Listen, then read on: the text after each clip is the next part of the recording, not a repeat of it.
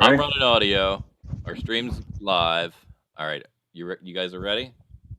Yes, I'm muting. Who's finger fucking their microphone? What's that? Somebody was finger fucking a microphone. No, that wasn't me. Here, I I'm was gonna... getting. Okay.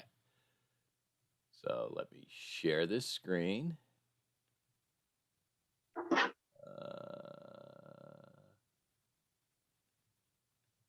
So let me share my screen. There we go.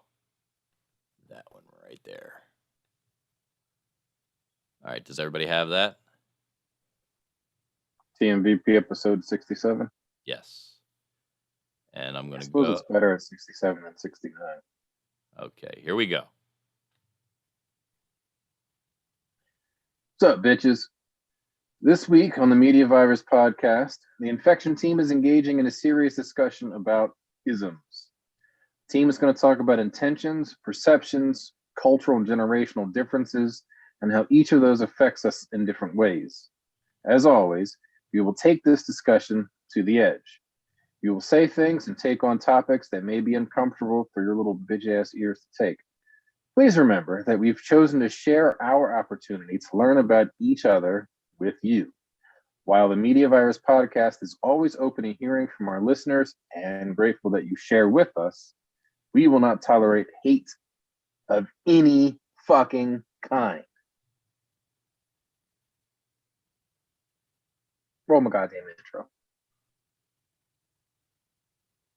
Matt? It is the belief of the infection team and production staff at the Media Virus Podcast Network that uninformed opinions rooted in stereotypes are bad, regardless of who is the object of them. This is not to say that stereotypes are not funny. Stereotypes can be quite funny because they are broad strokes that are in no way relative to the depth of an individual. It is in the spirit of that the infection team jabs at each other with jokes about stereotypes that could conceivably apply to us. The infection team has always entered our forum knowing that the brakes can be applied by anyone at any time. We trust and respect each other enough that we can say, hey, the line was back there. I didn't like that. And we want to do it on the show if it's appropriate.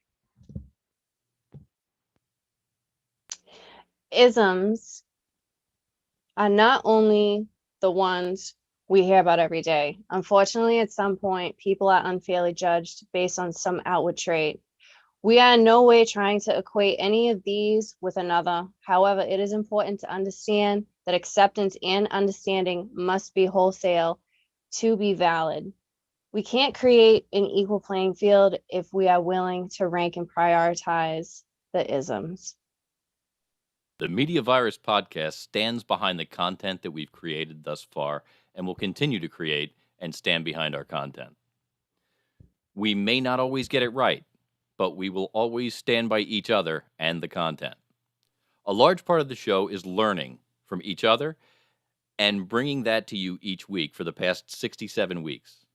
All that said, if we offend you, please call us on it at +1 646 virus01. That's +1 646 847 8701. The Infection Team, the Media Virus Podcast, and the Media Virus Podcast Network are committed to bettering ourselves and those around us, including our listeners. We sincerely hope that you learn from the conversation that we are about to have. It's the Media Virus Podcast.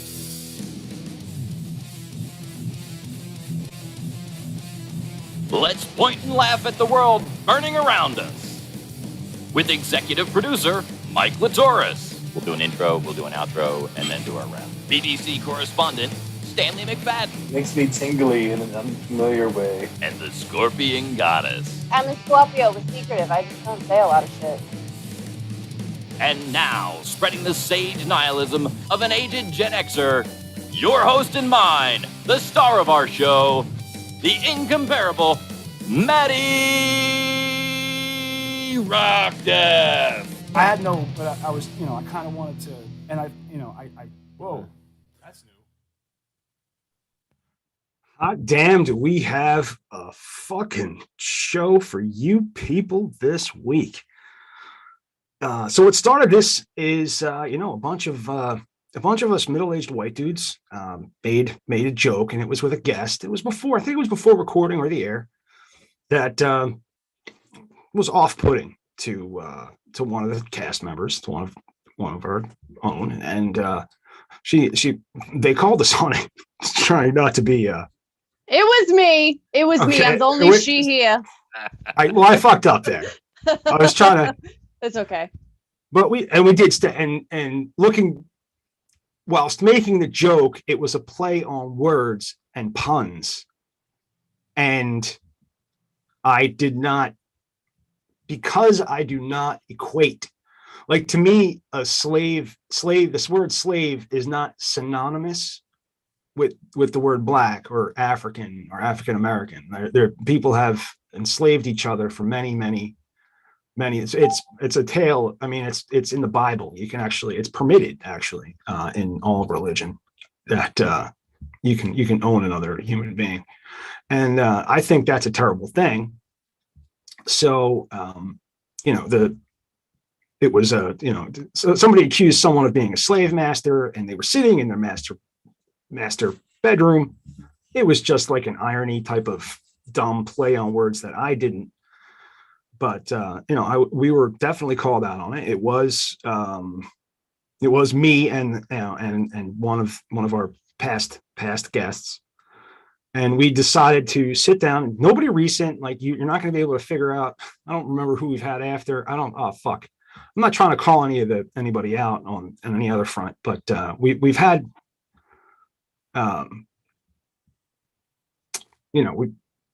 so we scheduled this to just be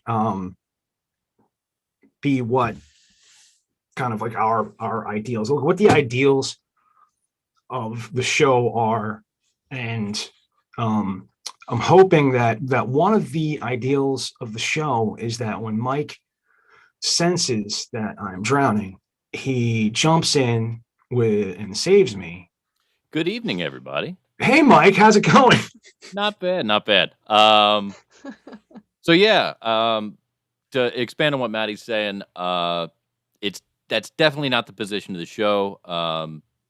One of the things that we send out to our guests to begin with is a sheet that kind of tells them what to expect when they come here, and part of that is how we want them to prepare their area and themselves for the Zoom meeting with the headphones and trying to keep our sound quality as high as we can. But also, we give them just a little blurb on what to expect in the show. And one of the things that I wrote in that when I put it together was that you're going to hear some stuff that probably offends you.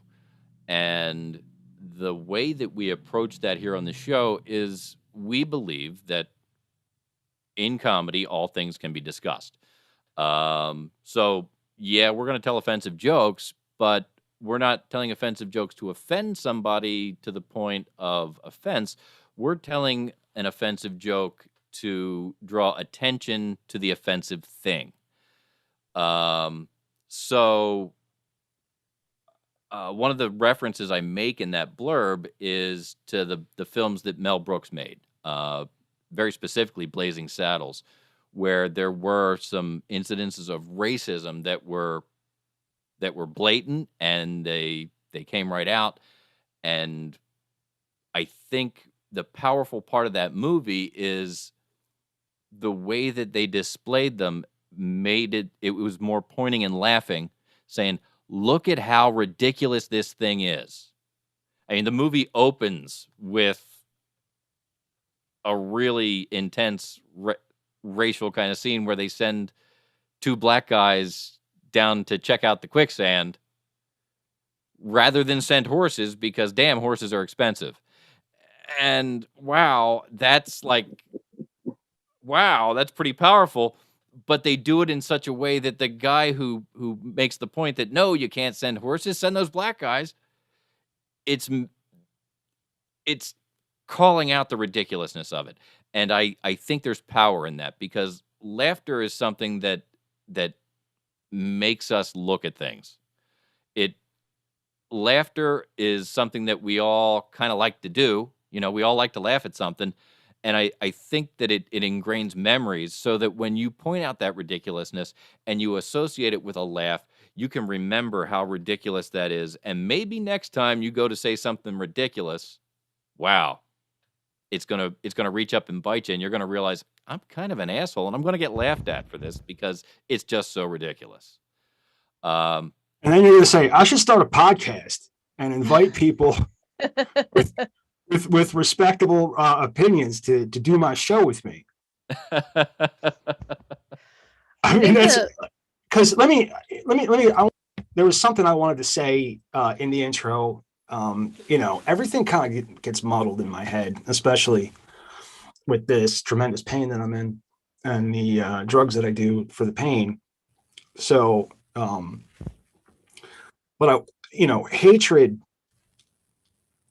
only damages the vessel that carries it. And I know that for a fact. Like Sounds like a fortune cookie. Dude, I know the damage that that it just does to yourself, to your psyche. It's and when a lot of it's just fear and misunderstanding. And of course the concept of if we want, the people want to live in a white people want to live in a civilized, what they consider to be, a civilized suburban white people. And that's the thing is there's a conduct that that hatred drives, I think, is the point that I'm trying to make. And it doesn't do anybody any good. Do you know what I mean? Like, people have opinions on how life should be, and if you're not behaving in that way, then you're not like, yeah. I mean, even that, you see that in religion. If you don't worship the right God, then you're going to hell, and I shouldn't. Just me associating with you is a sin. Like, how does that fucking make sense, like, at all, to anybody? Like, how, is that the Tower of, like, sometimes I feel like the United States of America is kind of like the Tower of Babel. I don't know if you're familiar. Are you familiar with the story of everybody? Yeah. No, I am. I'm not. All right, Refresh my memory. The Tower of Babel is it's an Old Testament story about how everybody was getting together and building a tower to heaven. Oh. And they were going to get to heaven. And what God decided to do was strike them with the different languages. So, and that's where we get the word Babel from, is because all these different languages, all of a sudden people couldn't communicate with each other and started fighting and couldn't. You can't communicate. You can't do anything. The teamwork makes the dream work, baby. God looked down and said, things are going too well. They're going to be here in no time. Got to slow them down. That's pretty much it. And I think that, I think there was a situation where, like, it was getting too homogenized for some. I don't know, because I remember the 90s not being as, like, racially tense. Well, like, the 60s were really racially tense, and, like, the 90s were, like, and I think that's where we all come from, like me, you, and Dre. And you have to realize we're closer to the last major step. We're closer to, 1969, things started to happen. People started to, it started to get better. Hey, Juliet, turn your microphone away from your sweater. I just did. Cool. Things started to incrementally get better during our parents' lives. And we were on the other end of that, and they were still we still felt like they were getting better. What the fuck is going on with Juliet's mic? And I'm not even touching. It's in the air. Is it making sounds? It's thumping and bumping. Yeah, it's weird. It's like right I don't Yeah. even think you can. I know. It's I see right where it here. is, and I It's don't not know even- why we're getting It's it. picking up the noise every time that the cable taps something. Just be very still.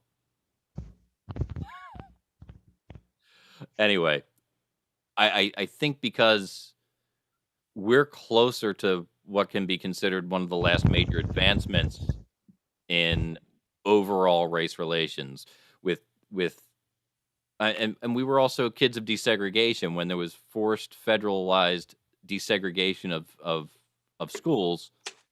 Um, things were different for us. You know, they kind of stuck us in schools together again, and not only not only was it legal for black people to go to white schools, it was imposed. And they plucked some of the white kids out of the white schools and said, "Now you go over here because there's some black kids over there you can go to school with, and we'll bring some black kids over here to go to school with your other white friends, and we'll just mix everybody up, and everything will be okay." It's not a great plan, but what it did for us is that it kind of normalized the way that we interact with each other because we interacted with each other. You know, we did. You know, it is what it is. And I think that now the kids even younger than Juliet are in a place where they're so far removed from that they think it should just be better. And I agree that it probably should, but they don't have the comparisons that we have. Right. They don't know how terrible we've been this long. Right. So they're for what this behavior now, which to the federal government seems tame, is unacceptable. And that is good, is what you just said. Well, I think that the kids today don't understand how, we come from a time when we were kind of okay with it. We were riding the wave for a little while, and we should have worked harder to do some better things. And I guess we didn't, and they're kind of butthurt about it. I mean, yeah, I guess like maybe we just. I honestly, I keep making the joke. It's not even a joke. Like I thought, like Abraham Lincoln and Martin Luther King fixed all this shit. No, Like I thought it was far from fixed. it. No, You but, know, I mean, and that's my little white bread fucking world. What the fuck do I know? and honestly, years ago I belonged to the Loyal Order of Moose, and it was a predominantly white club. And one night, my buddy said, "Hey, my buddy's going to stop by. I need you to come to the door and sign him in." Okay, so if you had a guest in the club, somebody had to sign him in. So I figured maybe Jim signed somebody in that night already. Well, Chris showed up. He's not a white guy. So I signed him in, and we walked in, and it was kind of like the jukebox stopped and everybody looked. And Jim said, "Everybody, this is my friend Chris. We're going to go back and play pool now, and it's going to be okay." And I said, "Yeah, it's definitely going to be okay." And the jukebox started up again, and we all walked into the back room. Like, when there was two guys that said, "Hey, this is going to be okay," it kind of just had to be okay because that's where we were. And But it was weird. Sorry, I didn't mean to cut you off, but I was just No. going to say this is why it's so important for white people to be allies for people of color, because I can't speak like on personal, obviously, but we need to have safe spaces, or not we, but Black people and people of color need to have safe spaces to be able to be in a place like that so they don't have to interact or be forced into situations like that. And it's like with me, So I you're experienced- proposing that we go back to segregation? No, that's not at That's all what you just it is. said, though. If they have a place where like they No. don't have an interaction like that. Well, No, no, they need safe spaces. That's different. She means they need a way that they can enter into that situation without. Having Well, people be racist. The way to enter in that, I mean, honestly, we just got to stop each other from being fucking assholes. Right. And that's And pretty the much what way we to did that do night, that- because by the time we were there for 15 minutes and we went back to the pool table, within 15 minutes, everybody was like, granted, wonderful guy, friendly, got along with everybody. And like, there were people that came back and played pool with us, and they're like, man, you really ought to join. But they weren't the people that were like, when we walked in the door. They weren't on the admissions committee, so to speak. Well, no, when we walked them in the door, they were the people who turned around and looked at us like we lost our minds. So I don't want to. I'm not trying to say we were the heroes, but we at least changed a couple minds that night. Like they came back with this attitude. Okay, we're going to come play a game of pool with you then, and they realized that, wait a minute, he's a solid dude, and that's really all we're looking for here in the club is solid dudes. It wasn't so much that they had a problem; it's that they had a preconceived notion about what was going on, and they had to realize that they were wrong.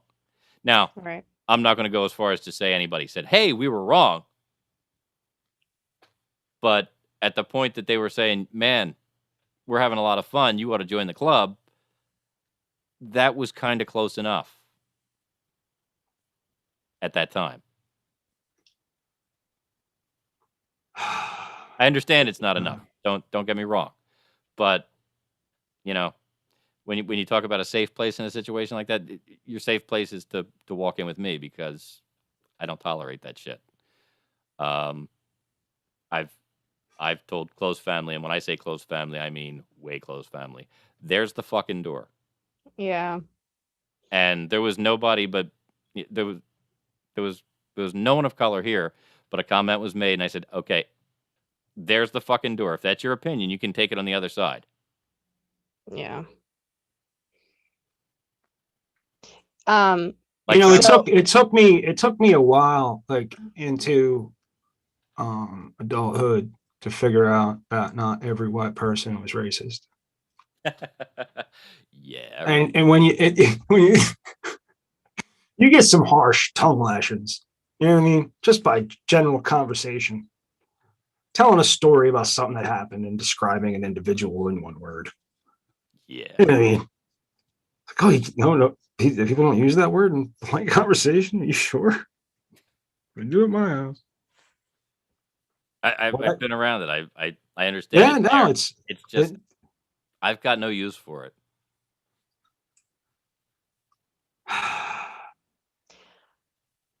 I've definitely noticed being with my husband, he's treated completely different when we go into places that is mainly like groups of white people or white people in charge, and he's in a program or something too.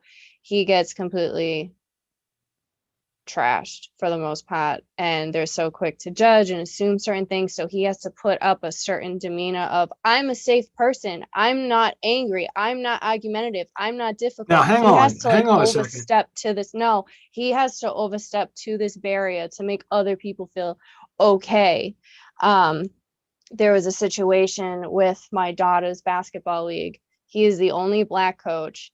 Somebody approached him, said they were going to punch him in the they said, I'm going to break your fucking jaw and punch you in the face, and ran up on him across the basketball court. Devontae stood up and stood his ground. He got suspended only. And the other guy, who was a white guy, got no consequences whatsoever. He is suspended from coaching the girls' basketball team. That's just flatly inappropriate. Yeah. There's been plenty of times where we've gone out. I used to live in Arizona with him, and we would go to a restaurant, and there would be older white people that would just stare at us or turn around and just look at him. He's been racially profiled. I can't even count how many times. Even when he was doing his job, he was delivering packages. I was with him because he was doing something where he was self-employed, and he was delivering packages to an apartment complex, and he went in with the packages to the main part because that's where you're supposed to deliver them. And the guy was like, people like you, this, that, and the third, and didn't allow him to deliver the packages. So what I did was I called the apartment complex number while we were in the parking lot, And I just played dumb. I was like, hi, I'm so-and-so, and I'm looking for an apartment. And the reason why I did this is because after the guy was like, people like you and this, that, and the third, and we're closed. He said, yeah, sure. Why don't you come by if you can within the hour because we're open.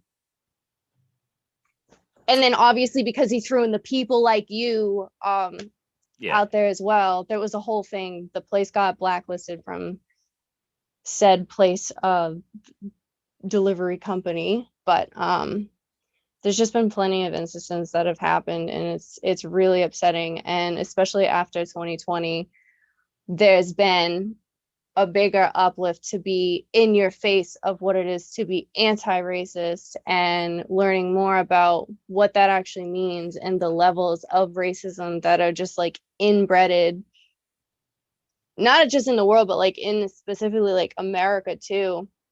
And it's like, I thought I knew everything because I understood what redlining was and all that kind of stuff.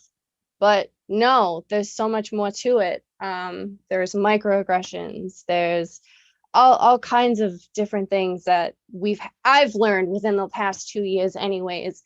And even my husband, he keeps learning more stuff about his own history and what certain things in, I don't know what the proper term is, but just different versions of racism, I guess. I know it's not the proper term, but something like that, you know. And I believe it was us. It was Gen X that really capitalized or coined casual racism.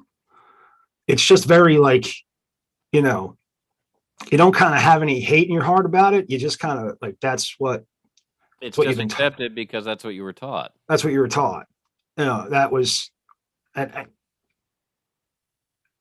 that goes, you know, that goes for me. As you know, I've made judgments based upon those, you know, stereotypes, you know, and who knows, you know. And you know, like I said about in the little bit that I read at the beginning of the show, we may not always get it right. The important part is we're willing to learn about it. Like my wife did some military service, and one of the things she says is, you know, everybody in the Army is green. There's no white, black, or in between. Everybody in the Army is green. But we learn from our upbringing and the people that were around, and we pick things up. And from time to, you know, my wife and I kind of ground each other in a lot of ways, and we teach each other back and forth. Oh, hey, wait a minute, you know, that's kind of, you got to call bullshit on that. That's a little racist. You shouldn't say that thing. Or, you know, that's kind of a fucked up opinion to have because you have nothing to base it on. So when we catch each other, and it doesn't, whether it's race or sex or just, you know, some asshole, you know, some random asshole, and I get mad. She said, "Hey, you don't know what's going on with that guy today. Take it easy." You know, it's that grounding, and I think that he might have a gun and having a psychotic episode. Well, that I too. think that But, like you know. kind of like circles back to the beginning when you were talking about the jokes and how it's important to, if this happens, that's why Yeah. context is so important to put in. And when we're making jokes, it's important to know like this is coming from this place and I'm not punching down. And it's like what's appropriate, what is not appropriate, and how do I check myself? That's I why thought it's I've like made it very gotta clear. do our own research on certain things as well. I thought I've made it very, very, very clear that I am never. It is impossible for me to punch down. Can't be done. And it cannot be done. I would like to point out real quick, Mike. I just want to point out that in this really poignant discussion about racism, it's only been the three white people talking. I know. I want to say something too. Be like, Stanley, is Dre even here? He's trying not to be. It's interesting hearing three white people discuss And I'm sure it is. I'm sure it just dawned on me the racism of that. Like this is by no way a what do you call it? Choose your words carefully. Fully diverse group. No, There's you got a no, couple of old white guys. right. I mean, it doesn't matter how you slice it. You got 3 white people. You got 3 old guys. You got a couple of old white guys. Right. And here we go. We gave Stanley an opportunity to be on camera. He spoke a moment, and then we pontificated from our superior position. I Not thought for about not- pointing that out. Not for nothing, but he's in the bottom right of my screen right now too. No, honestly, go ahead. I want to open with something that I heard from Dave Chappelle. He said a great many wonderful things, but one of them was that sometimes the funniest thing to say is me. And I didn't say it to be mean. I said it to be funny. And there's a difference between that. Distinction is very important. Mm-hmm. There are times when I agree 100%. Every girlfriend I've ever had, every one of them, even my wife now, I'm like, I didn't say it to be mean. I was just trying to be funny. Right. And that distinction is very, very important. Maddie, so that's the first thing I'm going to start with. Maddie always says, my penis doesn't understand when you're trying to be funny. Right. There are times when there are definitely times where we're looking for the funniest comment, but the funniest comment is not always nice. Sometimes the funniest thing to say is mean, but it's not saying it to be mean. It's saying it to be funny. It is being said just fucking around. The problem with that inherently is that you are going to pluck some nerves. But that is the point of entertainment and comedy as a whole. Comedy, matter of fact, another thing Dave Chappelle said that if there aren't people that are willing to do that, then our children's children, will never know what reckless talk sounds like. There have always been people that have been willing to say things that are reckless, that are wild, that are off the cuff, that are revolutionary thoughts that are able to progress a public mindset, that are able to enact a shift, because it is things that are jarring to a sensitive ear that need to be said and need to be heard in order to shift a mindset from where it is to where it needs to go. Richard Pryor, Eddie Murphy, Red Fox, Moms Mabley, all of those great old comedians, they practice that. Yes. Now, just taking that short list of names that you said, it wasn't that long ago when Red Fox had a show on air that had the N-word said with impunity, just like salt and pepper on a dish, just all throughout the show.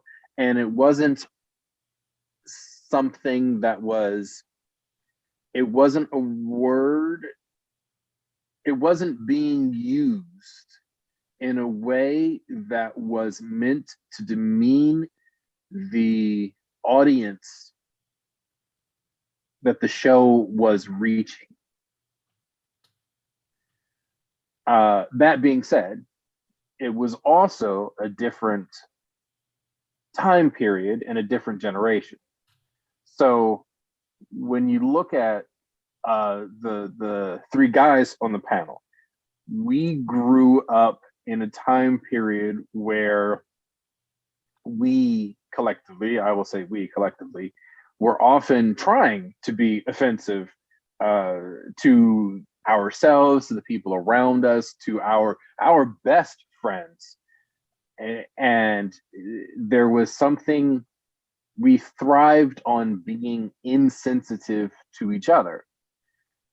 And I think that spoke volumes to our own personalities, but also kind of the world around us, right? The insensitivities of the world around us gave us permission to be insensitive to each other. And that gives way to a lot of reckless talk and a lot of reckless behavior. The upside to that is that it makes us thicker skinned, which is both good and bad. Mm-hmm. It's great to have a thick skin if someone's going to try to cut you, but it's not good to have thick skin if you need a needle with medication. So there's good and bad in having a thick skin. My best friends growing up, when we would see each other in the hallways, punch each other in the dick, call each other horrible names. Like, these are best friends. These are dudes that I have friends right now that I've been to war with. And when I say been to war with, I mean I've been in fights and stood next to and stood behind or in front of people that have been shields to me. Are people that I have also, punched in the chest because it was his birthday. So I punched him as hard as I could in the chest. Hey, I love you, man. I'm gonna hit you as hard as I can. Or if you walk past him when he's on a date, you ball tap. Oh, birthday punches? Exactly. Fucking ball tap. Birthday punches. My brother, my flesh and blood brother used to beat the shit out of me on a daily basis because that was our generation. It was a bit less sensitive. But like I said, you guys ready for this story? Here's a story. In high school, I used to hang out with some upperclassmen when I was a sophomore. And that was a big deal because I went to a Catholic school. Okay, so that's these particular, they all when they graduated, they all joined the Marine Corps. So these are the type of kids I'm talking about. All right. The white collar kids who parents sent them to Catholic school so they wouldn't have to go to public school. Okay. So they wouldn't have to, because that was a punishment to go to public school. Apparently, this is what I've been told. I got threatened with public school so many fucking times. It wasn't even funny. So there's a level of racism just ingrained in my childhood, as you can see, right? And then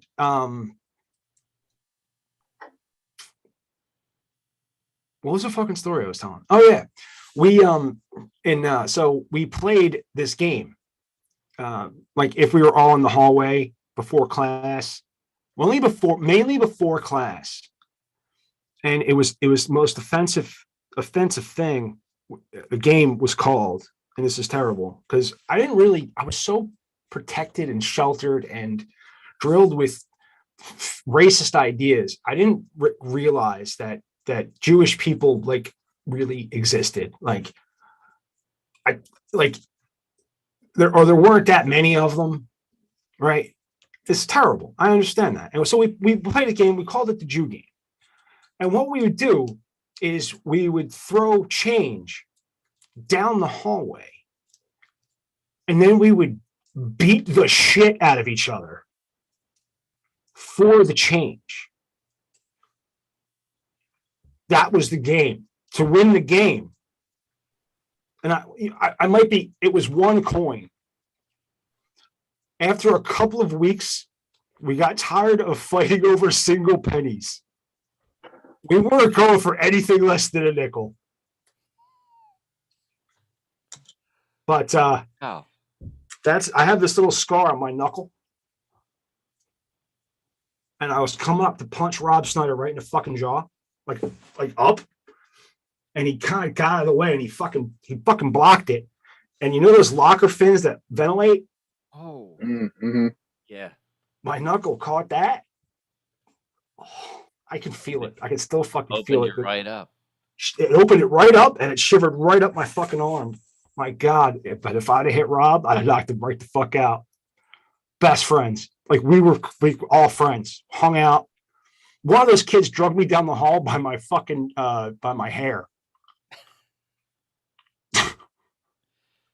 Yeah. I was holding on. It was long, and I was holding on to it. And I think another thing that has gotten us, our society, in trouble is that there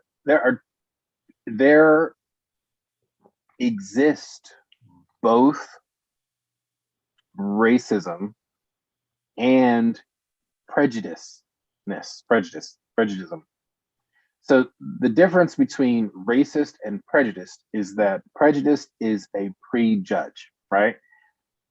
You don't necessarily. So to me, I don't want to cut you off, but someone can be prejudiced but not racist. But you can't necessarily, I don't think so, be racist without being prejudiced. My point is, there are people that don't have that hatred component in their hearts. They're undereducated. But they're undereducated. Someone that has been Fear. told their entire life a very specific stereotype, and that is the thing that has been ingrained in them for 18 years, is going to believe that thing when they go off on their own. Great example. When, for example, years ago, well, even now, actually, a young white girls are often taught to fear Black men without necessarily a reason for that fear, to explain the fear. Just, oh, be careful of said situation. And if that's what a young white woman hears for 20 years, when she goes out into the world and sees a Black man, it's not necessarily that she's reacting in a racist way as it is a prejudging way. Because she's made the decision that she can piss off her daddy. So it all works out for you. But just prior to that, right before she makes that realization.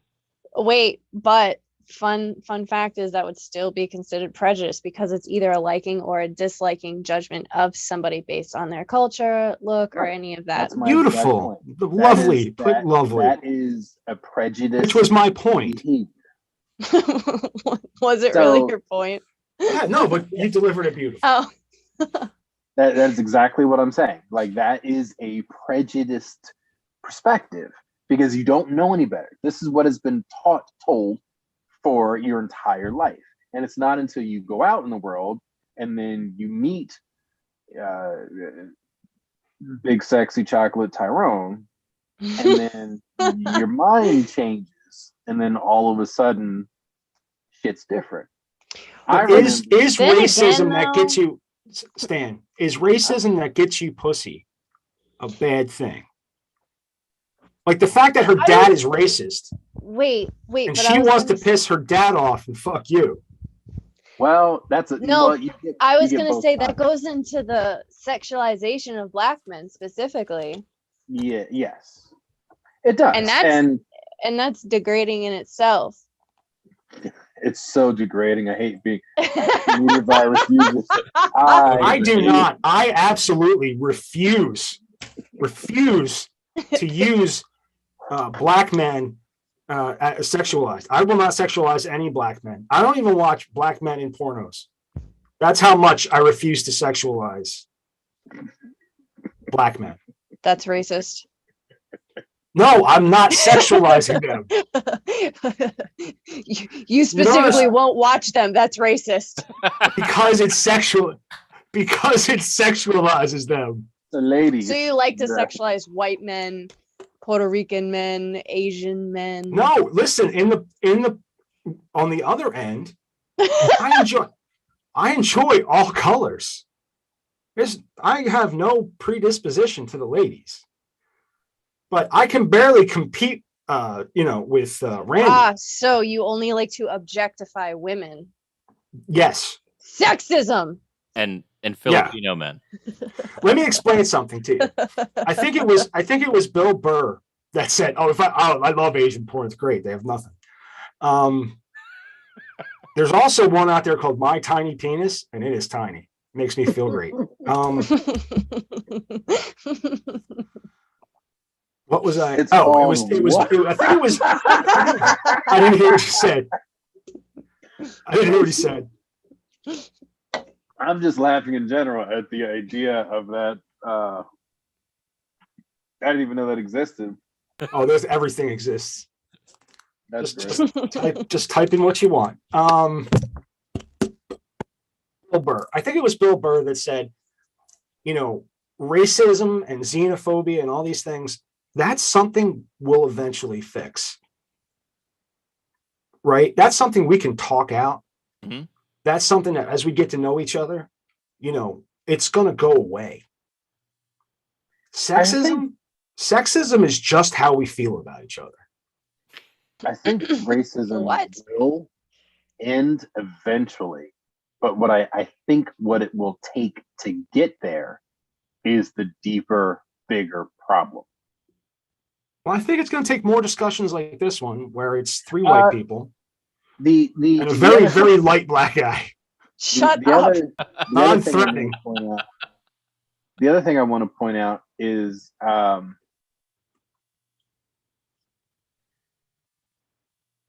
the advantage to 2021 or 2022, whatever, the advantage to this time period that we live in right now is that so many of the atrocities that have occurred and do occur all over both the world and the nation have never been so widely recorded as they are now. And It's widely not that- reported as well. and widely reported. It's not like, for example, police beating up Negroes. It's not like that is a new thing. That literally is what the police started as. That is They started literally as slave catches. right. That is literally Bullshit. the creation of the police force. Yes. It's created to beat Black people. So Mhm. it's not that this is a new thing. It's that it is being recorded and shown and broadcast and proven.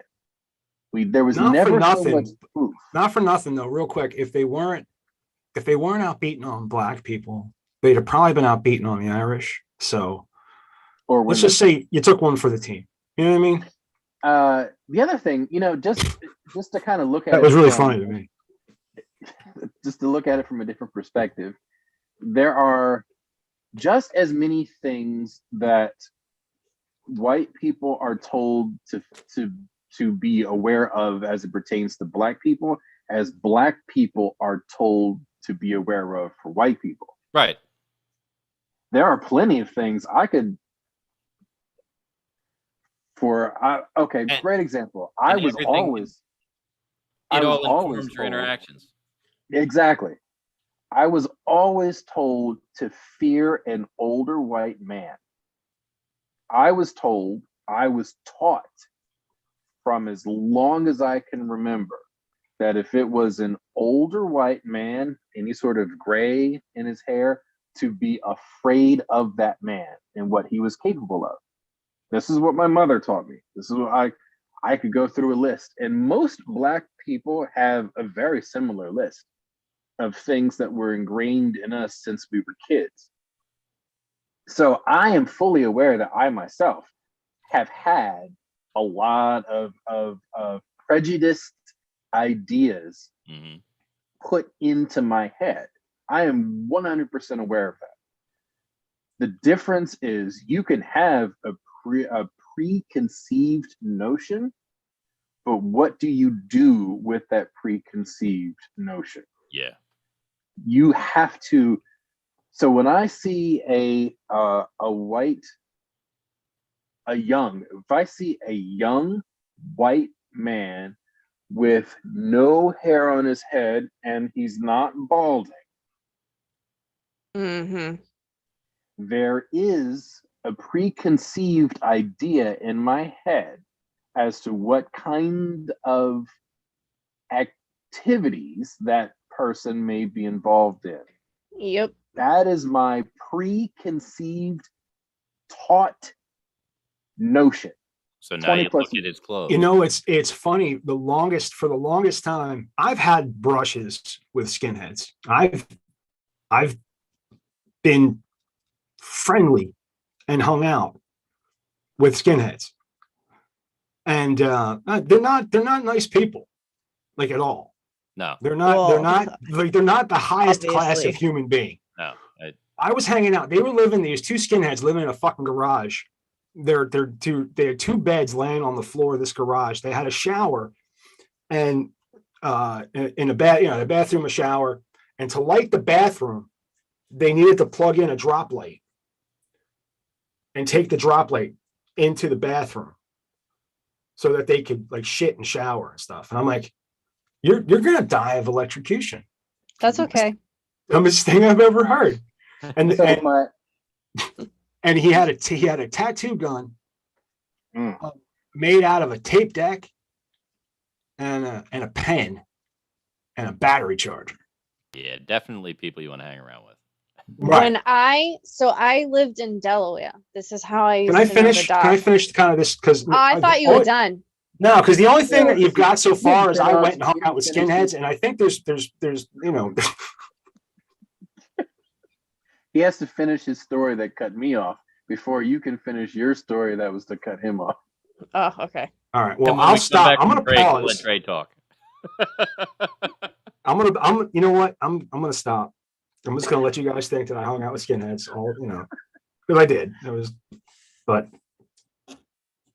So please. the point I was driving at is I have that preconceived notion of what this person's appearance tells me that their activities are. The important thing is, what are you doing with said notion? So if in my head I see this person's appearance and I think, oh shit, I wonder if all of these things are, part of this person.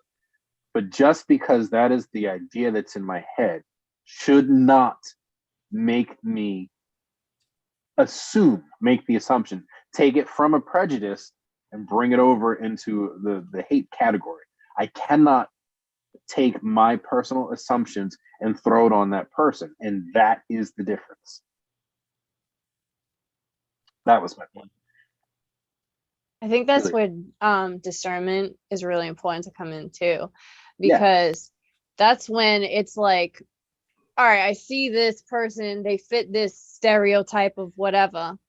Is this my fear or my anxiety that's warning me, or is this an actual, like, gut instinct that's like, no, you want to stay away from that person? That's where Right. discernment is very important too. It's hard to figure out which one it is. And it's hard to do it at a moment's notice. Mhm. I can't tell you how many times where I've gotten on a bus, just SEPTA or DART, since we're in Delaware, and I'm a large statured black man. So, and You're black?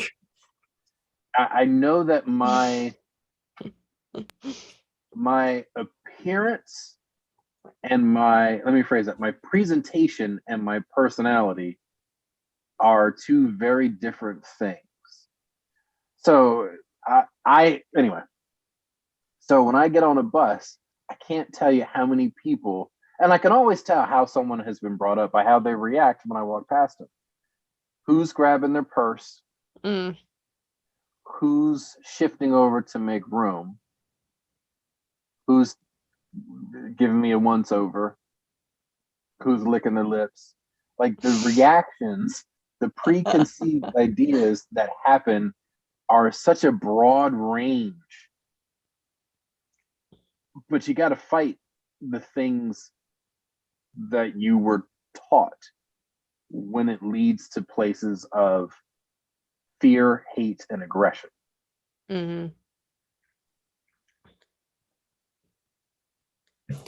When you trimmed your eyebrows, did you use a lawnmower?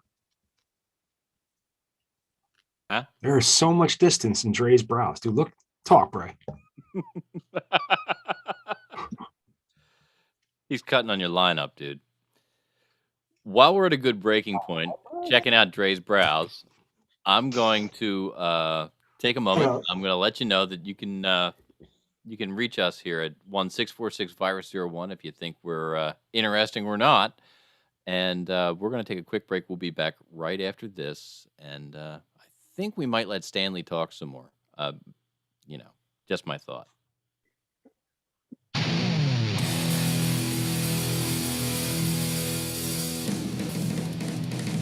I wish I could hear the bumpers through the headphones.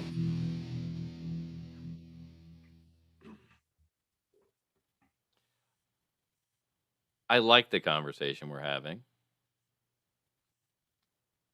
Yeah, it's good shit. I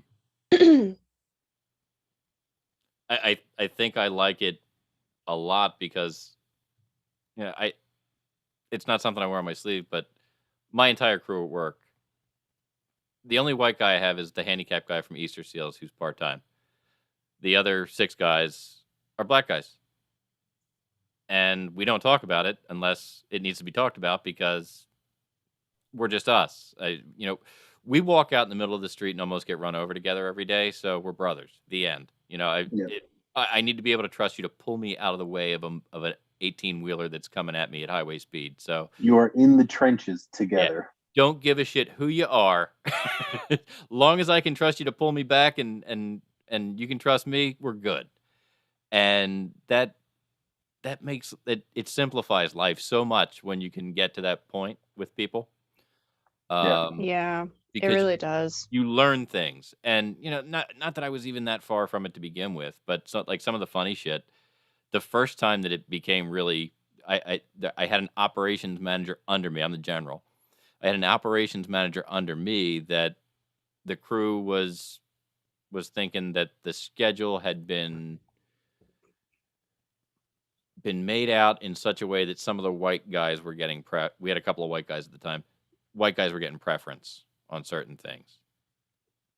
Well, that was not true because I had made the schedule and I had made it based on where I needed certain skills.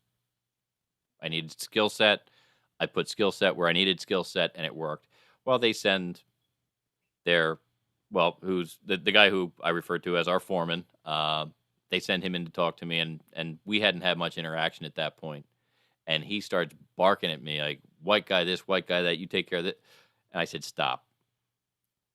We're just not going to have this conversation because there's only 2 colors here, orange and green. We wear orange so that we don't get run over and we make the money we make is green. So that's what we've got going on here. You can go out there and tell everybody that that's the fucking way that it is. And if it can't be that way, they can leave. He said, that's your thing? I said, that's my thing. He said, solid. He walked out there. I happened to have the customer service window open, and I hear him walk over to the guy and say, guys, relax. He's brown like us. And I laughed. I laughed out loud when I heard him say it. And that's the running joke to this day, 6-7 years later. You're brown. It's okay.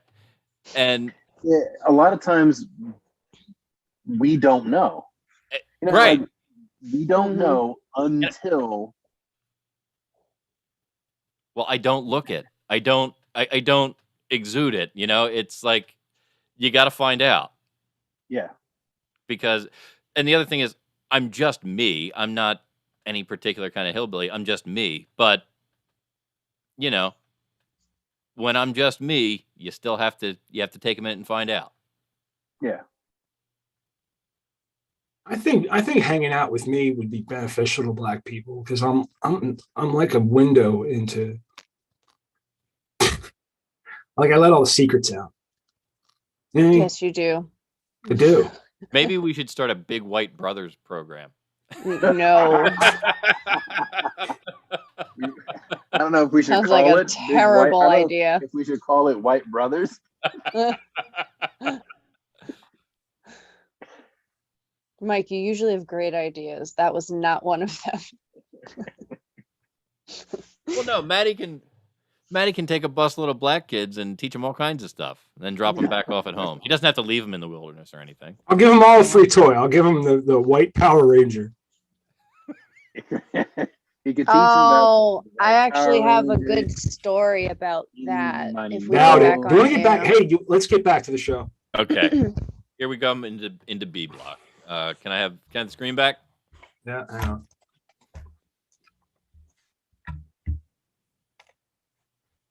And we're back on the Media Virus podcast in our B block of our special show about isms. We're talking mostly racism, but sexism and any other kind of prejudice or weird hate that might pop up. We're not for that here at the Media Virus, and we find that the best way to combat that, aside from the pointing and laughing that we normally do, is to every now and again stop and have an open, frank conversation with one another where we can learn something and hopefully teach you something at the same time. It's important to understand that whether you are black, brown, yellow, or normal, that Oh my god. we're not trying to offend anybody.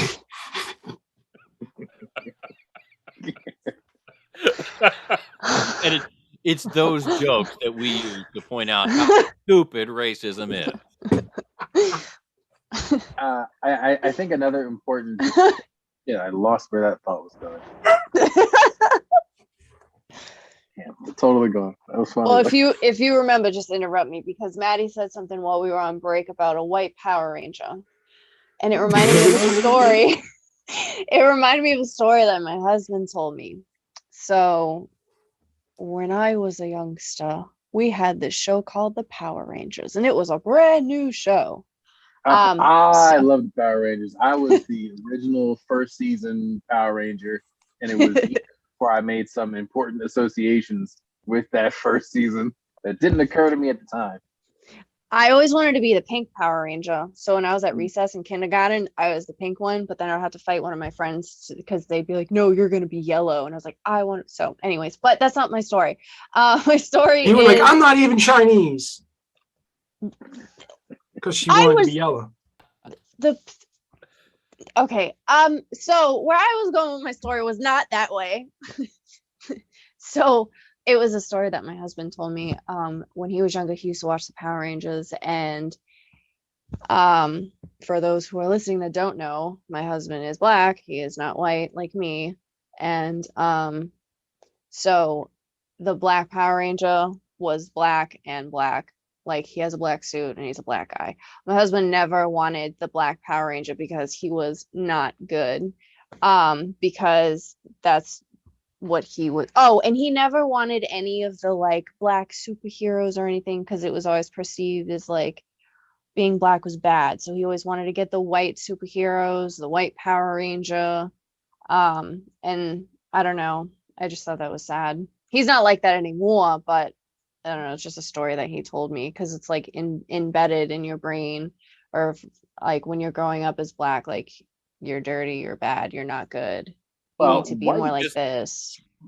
By definition, in the dictionary, white is associated with purity and divinity and cleanliness, and black is associated with dirt and dirty and tainted. Even on in the at a level of basic dictionary, there exists preconceived notions. Mm-hmm. And But go ahead. On the other side of that, I can remember when my sister could first start to talk. My sister talked late, basically because she's lazy. It was selective speech. She could speak the whole time and just elected not to. But the first Christmas where she could actually make sentences and stuff, she looked my parents right in the eye and said she wanted a chocolate baby, and held up the suitcase aloud. I want a chocolate baby. I'd like, for Christmas, a chocolate baby. And he was dead ass serious. When I was 5 years old, most of my family got very, very upset with me because I said to my parents, I should have been born into a black family. I don't even know why I said it. Maybe in your past life you were black and you're like, I don't "Fuck." know, but I was like, I should have been Fuck all born these into it. white And I heard about that for fucking till I was well into my 20s. Jeez. Yeah. I actually had you a know lady what's- ask me if I had brother in me the other night. But No, she was, you said no, and then he goes, "You want some?" no. She asked me how old I was. I told her, she's like, "Oh my God, you look so good." She said, "Are you sure you're not a little bit black? Because you don't age like you're white." I remember when I was really little, um, I used to look at like magazines and like pictures, and it was always of like black girls or black women and how they did their hair. And I was like, I want to look like that. I want to do my hair like that. But you gotta remember, I was really young. I had no idea that I was not that. I Not the I same.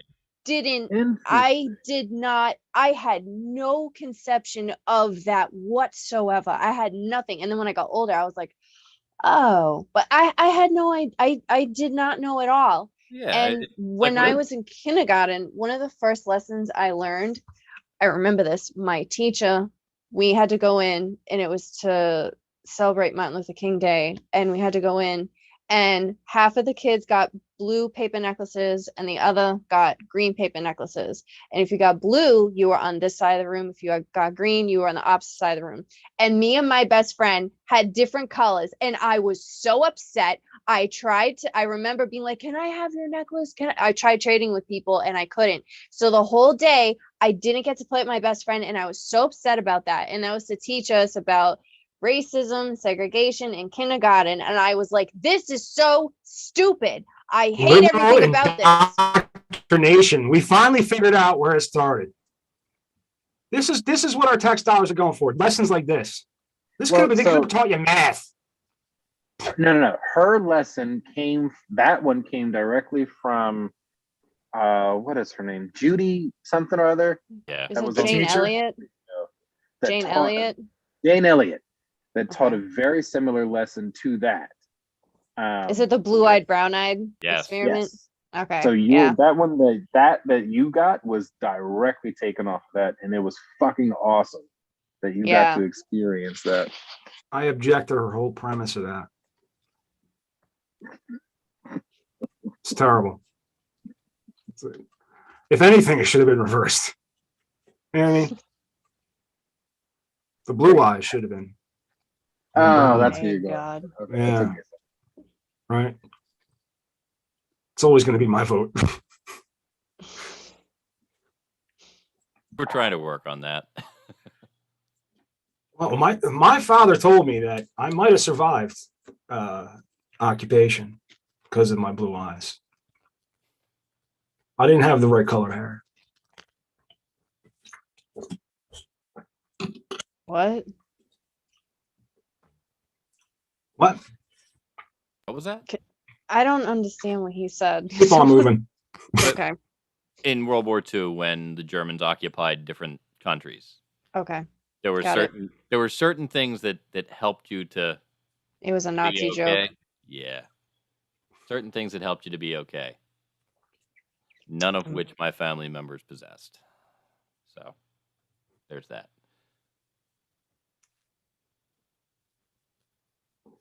There's big uncomfortable quiet in the conversation now.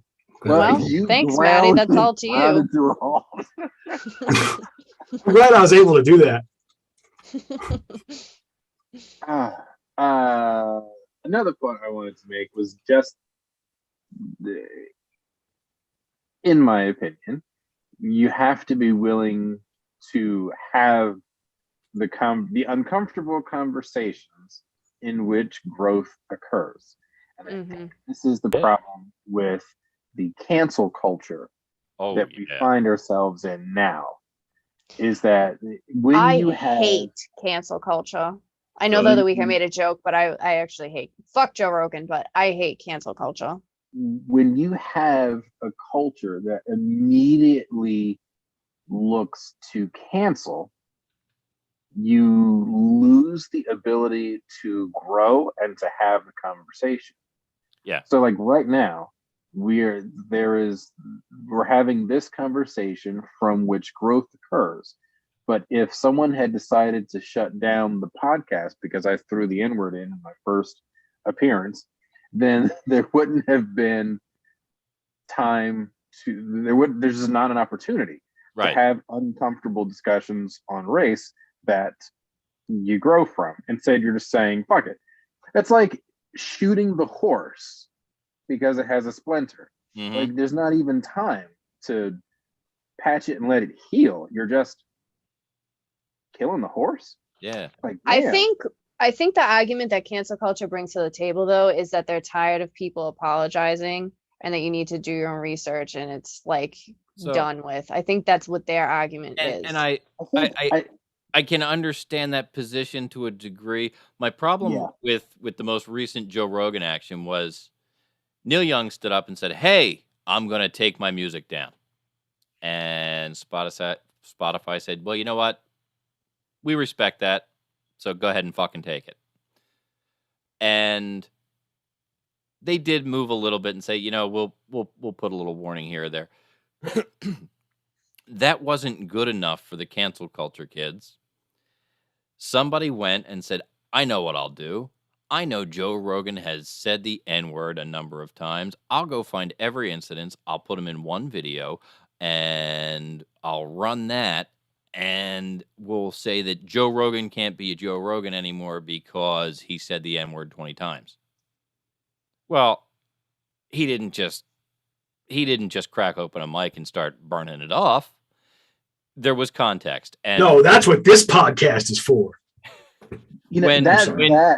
When you take Mike that's the other problem I have. When you take each incident out of its context and put it together back to back, and it's just a picture of him pops up and he goes, "N-word." And you move to the next one and it's the same thing and wow, he looks like a really shitty guy. But what was the context for each instance? Was it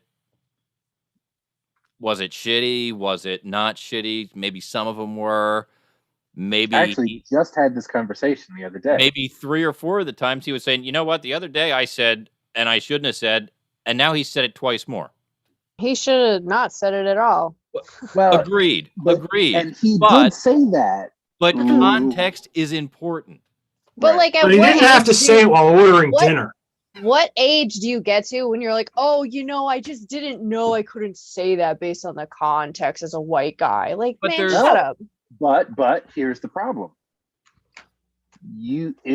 For example, there are places in the South where that word again is salt and pepper. Ugh. That is a normal part of a conversation, and you don't know any better until you experience better.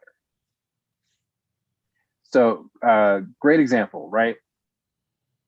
The way that I talk, the way that I communicate, the way that I articulate and enunciate my words comes from a learned behavior that has been taught to me is appropriate to use in a given audience. Dion Cole calls it managing your blackness. So there are situations in which I know that I got to turn that shit way down given my audience. Mm-hmm. For example, psychologists refer to it as code switching. Yeah.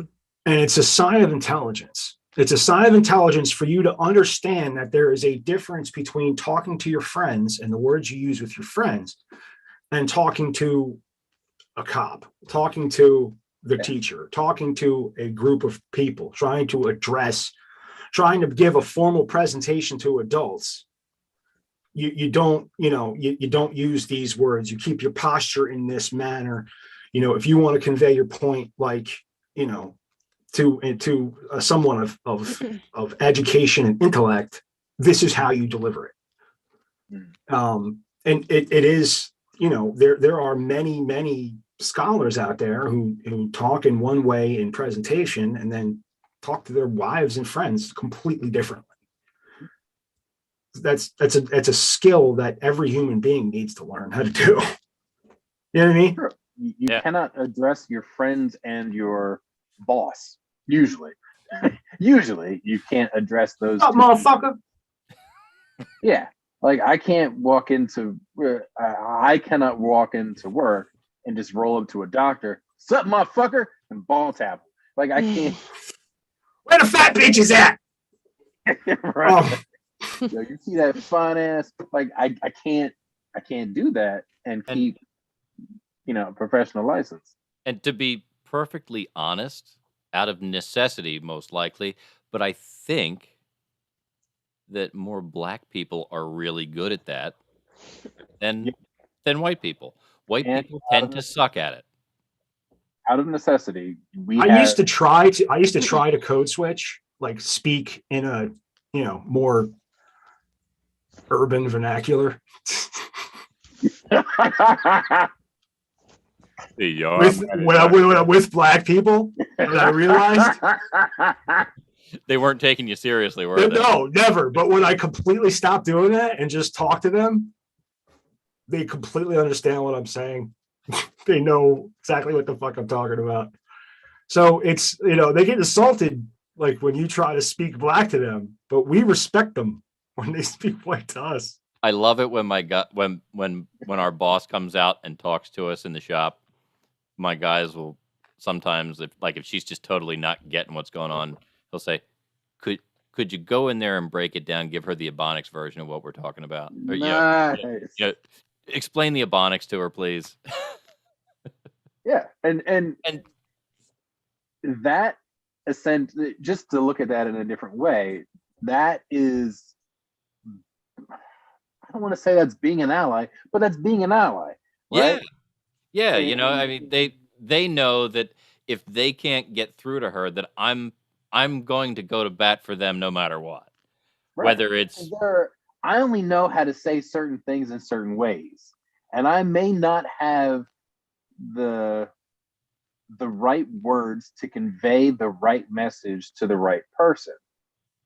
So I need an ally on the other side, or someone that can casually drift from side to side to be able to convey a message that I cannot. It's kind of like men need to have a female. Yeah, somebody that they can bounce things off of. Yeah, sometimes you got to translate girl speak because we don't fucking know. There's been times when I'll go in and I'll have a conversation with her and she's looking at it and she'll say, "How could you possibly know those things?" That's the conversation we just had. It's just I picked it up. You weren't picking up what they were putting down. Right. Yeah, she was all up in the Kool-Aid. Don't even know what flavor it is. Shit. Basically, yeah. That was an example of my code switching. Good work, Maddie. Thank you very much. Oh. So what you're telling me there, Stan, is you're much blacker than I've ever seen you at some point. Oh, you have no clue. Because I always see you around a lot of other white folks. So my mother used to call me. She used to say, "Always got to be the rock in the snow, don't you?" Maybe he's a spy. So the yeah, double agent. If only y'all knew. He even likes raisins in his potato salad. Wait, I got a serious question for Mike and Maddie. Yeah, go ahead. Have you guys ever actually seen raisins in potato salad from anybody in your family? I'm not in jail. No, my mother makes the best fucking potato salad in the fucking world, and it does not contain a fucking raisin, nor should it. I enjoy chicken salad, and I enjoy chicken salad with raisins, but I prefer chicken salad with craisins. It is delicious. Raisins and apples are good. Mm-hmm. I've never had potato salad with raisins. I only heard about that until like that joke came out about like Mayo people and their raisins and potato salad and unseasoned chicken. And I'm like, what the fuck is potato salad with raisins? I have had potato salad with raisins. Unfortunately, I was married once upon a time to. You were? Sorry, I just never knew. You've never heard his rant. I've ranted What? 3 times on this one. I thought you were just like a single guy forever. No. I was married at 23-ish and divorced divorced. At 23 and a half.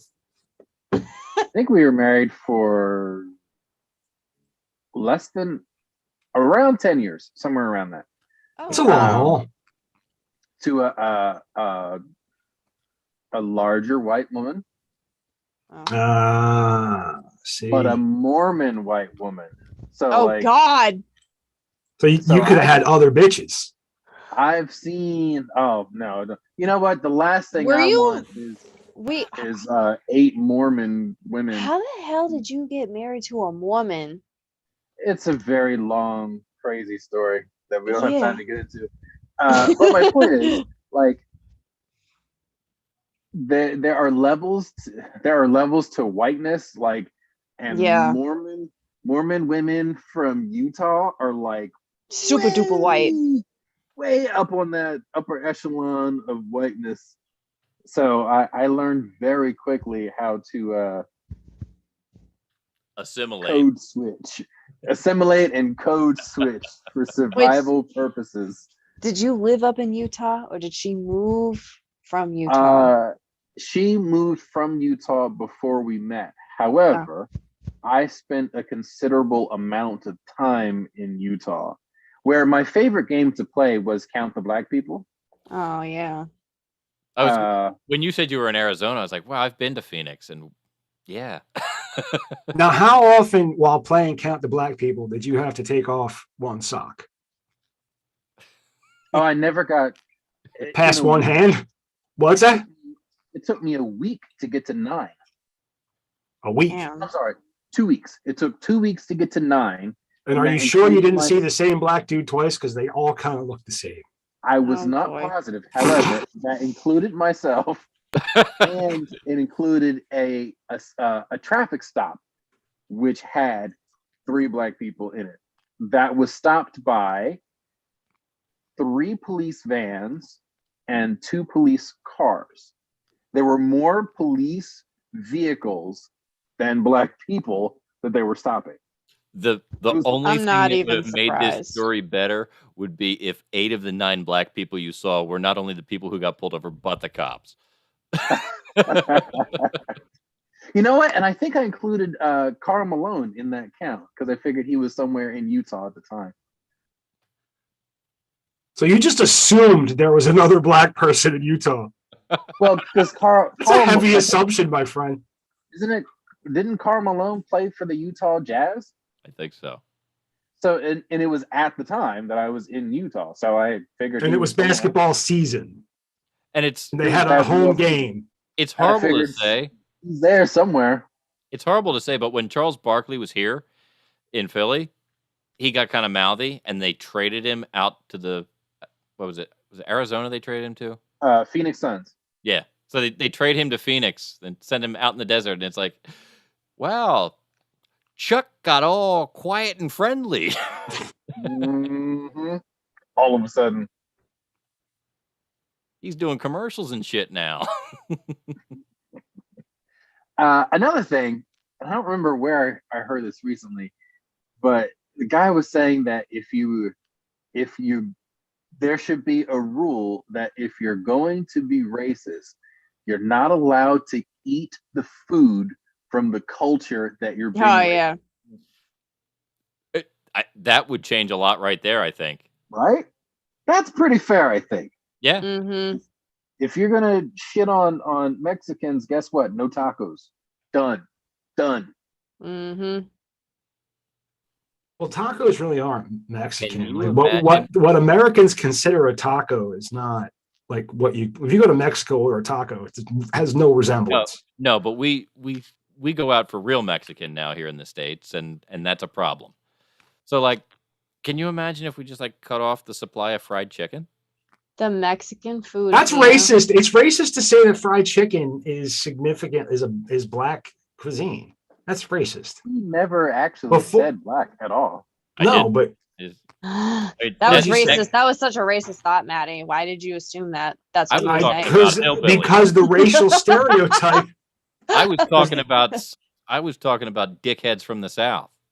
Because the racial stereotype is that black people enjoy fried chicken. But he didn't make that. I don't correlate No, fried but chicken that's to black where my people brain because all people like fried Right. chicken. That's my point. He never said it, but that's where your brain went. Right. And I don't know if anybody noticed. You're but I not kinda telling me flipped. anything I don't already know. I think I flipped what Maddie was saying earlier about I don't equate slavery to black people, and I was like, well, I don't No, but I equate do fried equate chicken. fried chicken with black people. Absolutely. That's the problem. Yeah, well, So- but that's wrong because the French called it a fricassee, right? I don't know. That's so Like funny. chicken Though. fricassee is fried chicken. I have I no don't idea. know. We need to That's- consult a French expert who's I known know. for I part wish of she's the not. show. I wish she was here. That's why I held on to that tidbit till she And it wasn't. probably needs to So be fuck someone that's you. not me. It probably needs to be someone that's not me because I can't make that text. What do you call fried chicken in French? What do French people call fried chicken? Like, I I'm can't French. I should know that. The I answer think to he is right though. I think it is fricassee because I have heard that. the answer to that question is, where are you? Right. Are you okay? What you text her first is, "Hey, you How- up?" And then see what she says. What I want to Who know is is this? when she answers you, if she follows up with collard greens, macaroni and cheese, and grape soda in French too, is that racist? I have made enough like random text to a doc that she probably wouldn't.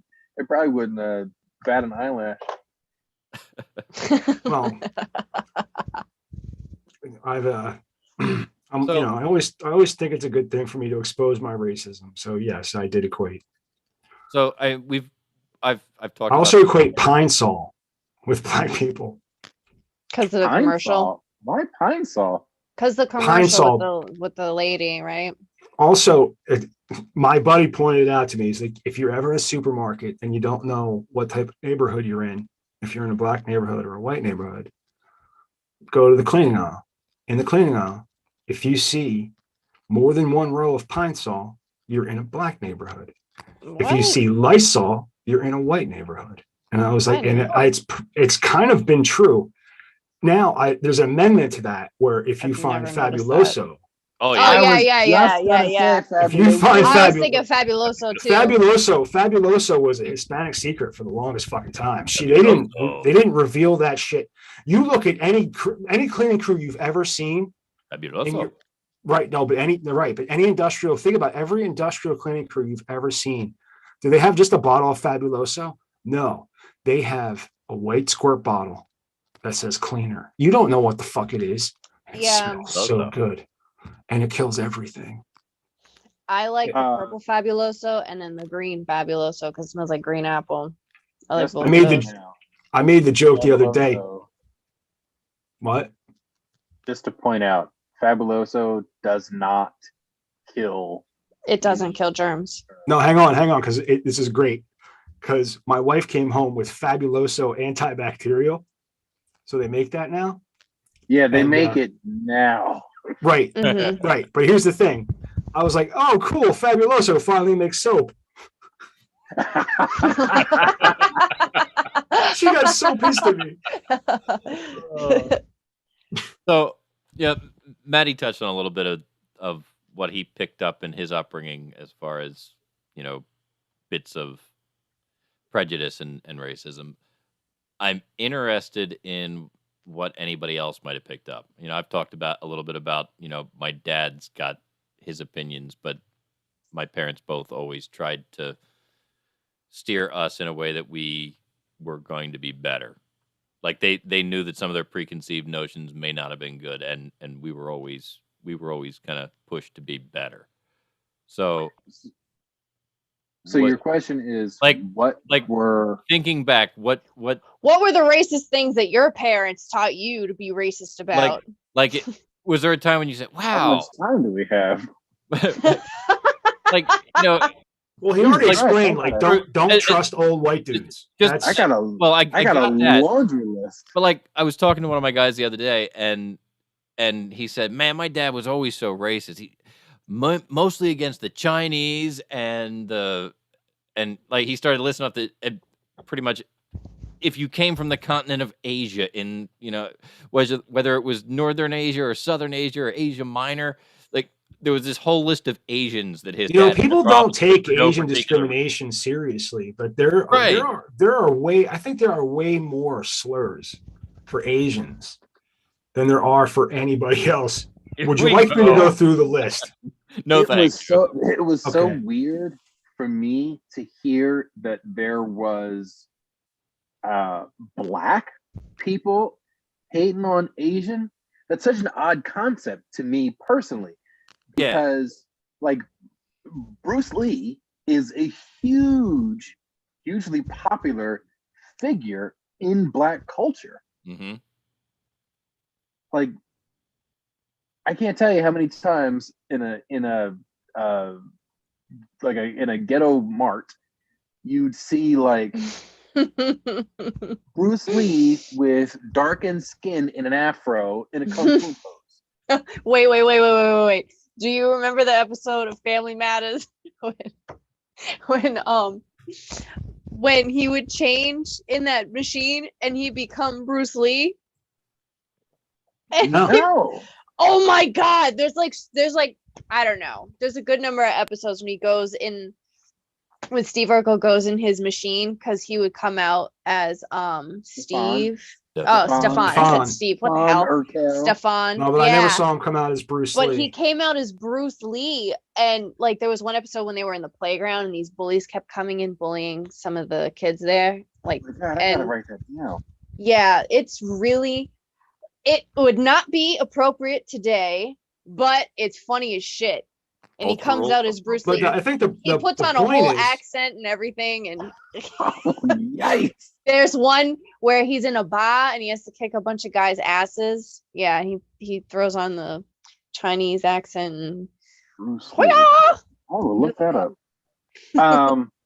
Anyway, so yeah, it was very surprising for me to learn that such a thing existed, because I grew up where Bruce Lee was a huge figurehead in the black community, as was the Wu-Tang Clan, who, I mean, they're called the Wu-Tang Clan. Right.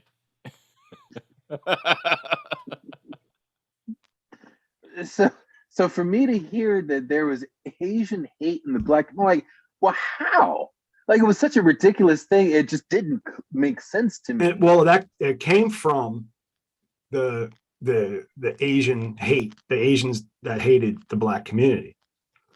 Well, same thing. Like, it's really racist to think that only white people are racist.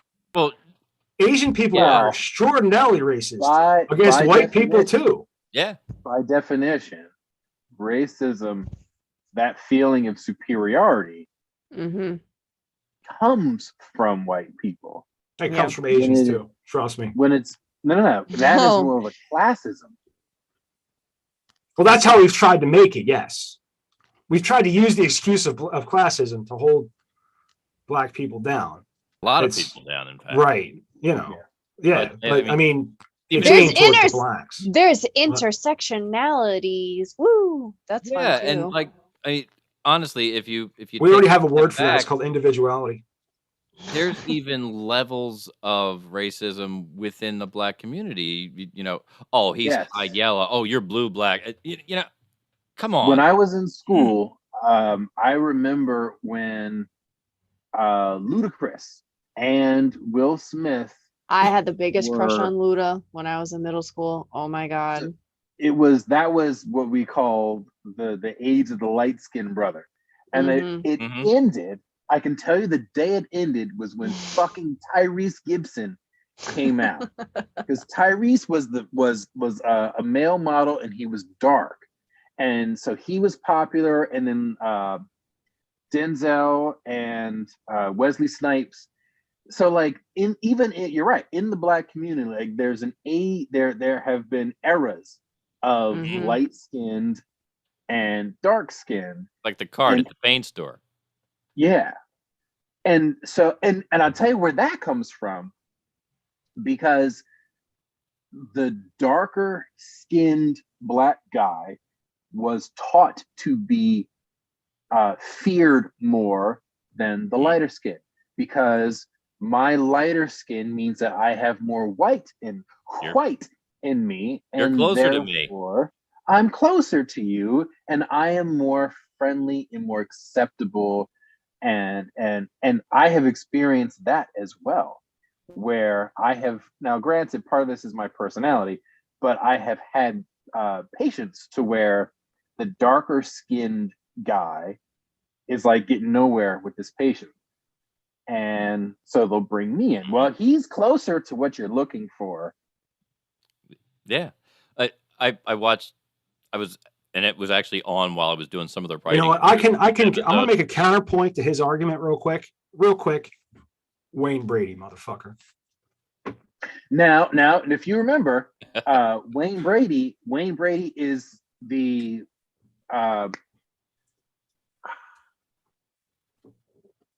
there was another comedian who died. I can't remember what his name is, but he considered Wayne Brady to be one of what they call the smiling Black man. Yes. Yeah. So- Oh fuck. Yeah. Totally. His official title Paul on Mooney. the Chappelle Paul show, Paul Mooney. That's correct. Paul Mooney. So Do you remember his official title? What they called him? Um, Was he the HNIC? No. no. He don't was remember. Negro Domus. Wait, Go ahead. I'll look it What? up. But anyway, so there are, again, so you're right, in the Black community there are different types of Black guys, and that particular Black guy is the smiling Black guy. wait. So- I have a question. Mhm. Is that the same thing as what tap dancing is considered, or is that a little bit different? That is very similar, right? So tap Often the dancing- smiling Black guy would tap dance. And right. and the person you could ask about all of this, if he was still alive, would be Negro Domus. That's right. Yes. Oh yeah. Okay, Thank that's you. the name. Because the smiling, so when you are dark skinned, when you're the dark skinned version of Black, to be less threatening, to disarm yourself to a white audience, you have to smile more. So when you look at, That's what I was trying to say that Devontae needs to do. That was the word, disarm. he Yeah. manages his Blackness and Yeah. disarms. So that's why Wayne Brady smiles a lot more, because that dark skin seems aggressive and angry and mean and disarm, because that's what we're taught. I was always taught by my mother that when you drive by a police officer, you smile. Hands up, 10 and 2, turn on the radio, smile, pretend to laugh at something funny, so that it disarms them. Not the point. So my point is, smiling Negro. The Wayne Brady, Chris Rock, the tap dancing, the shooking and jiving. There's always been a dancing Black guy. So Sammy Davis Jr. Sammy Davis Jr. Sammy Davis is a Every perfect generation. example. He smiled. He danced. Yes. He could sing real pretty. Frank And there's Sinatra thought he one- was okay. There's one in every generation. Every generation has had one.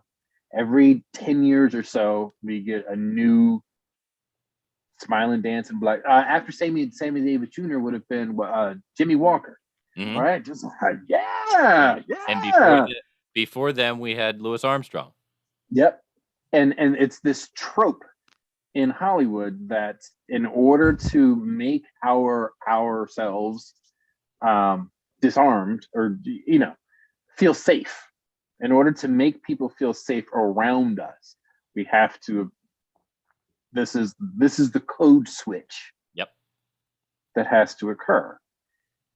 And it's also why I can tell you that behind closed doors, none of those people are the same way, which is why David Chappelle had the world's funniest fucking skit with Wayne Brady. And if you've never seen it, audience within my listening voice on the Media Virus podcast, go on YouTube and search Wayne Brady, Dave Chappelle. It's brilliant. That is, it is fucking one of the greatest. Yeah, one of the greatest. Scary to black guys, Wayne Brady.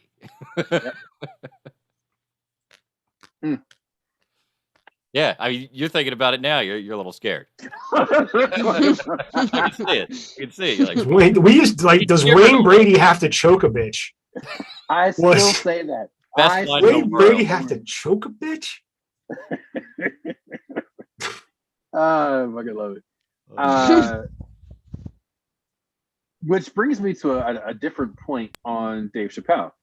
So he was telling a story in which on his show he used a slur against homosexual men. And the Board of Standards and Practices told him that you can't use that word on your show. And he said, oh, okay. So, and his I remember. Right. So his question was, why is it that I can use the N-word with impunity but I can't say that word? And the response was, well, you're not gay. They threw a hissy fit. What? No, the response was, because you're not gay. And Dave's response was, well, I'm not an N-word either.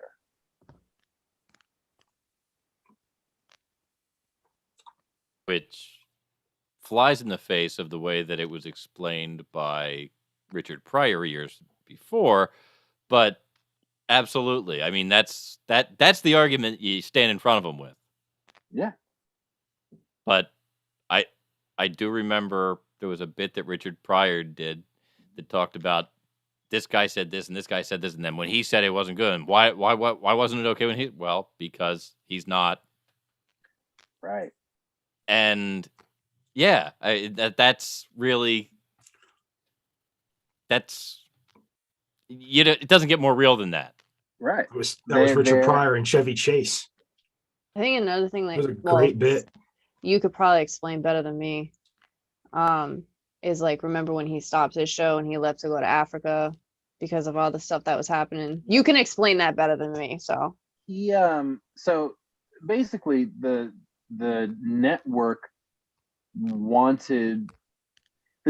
was trying to take it from a show that was bringing awareness to cultural insensitivity and make it into a place where stereotypes were exploited. Like, it's one thing to make a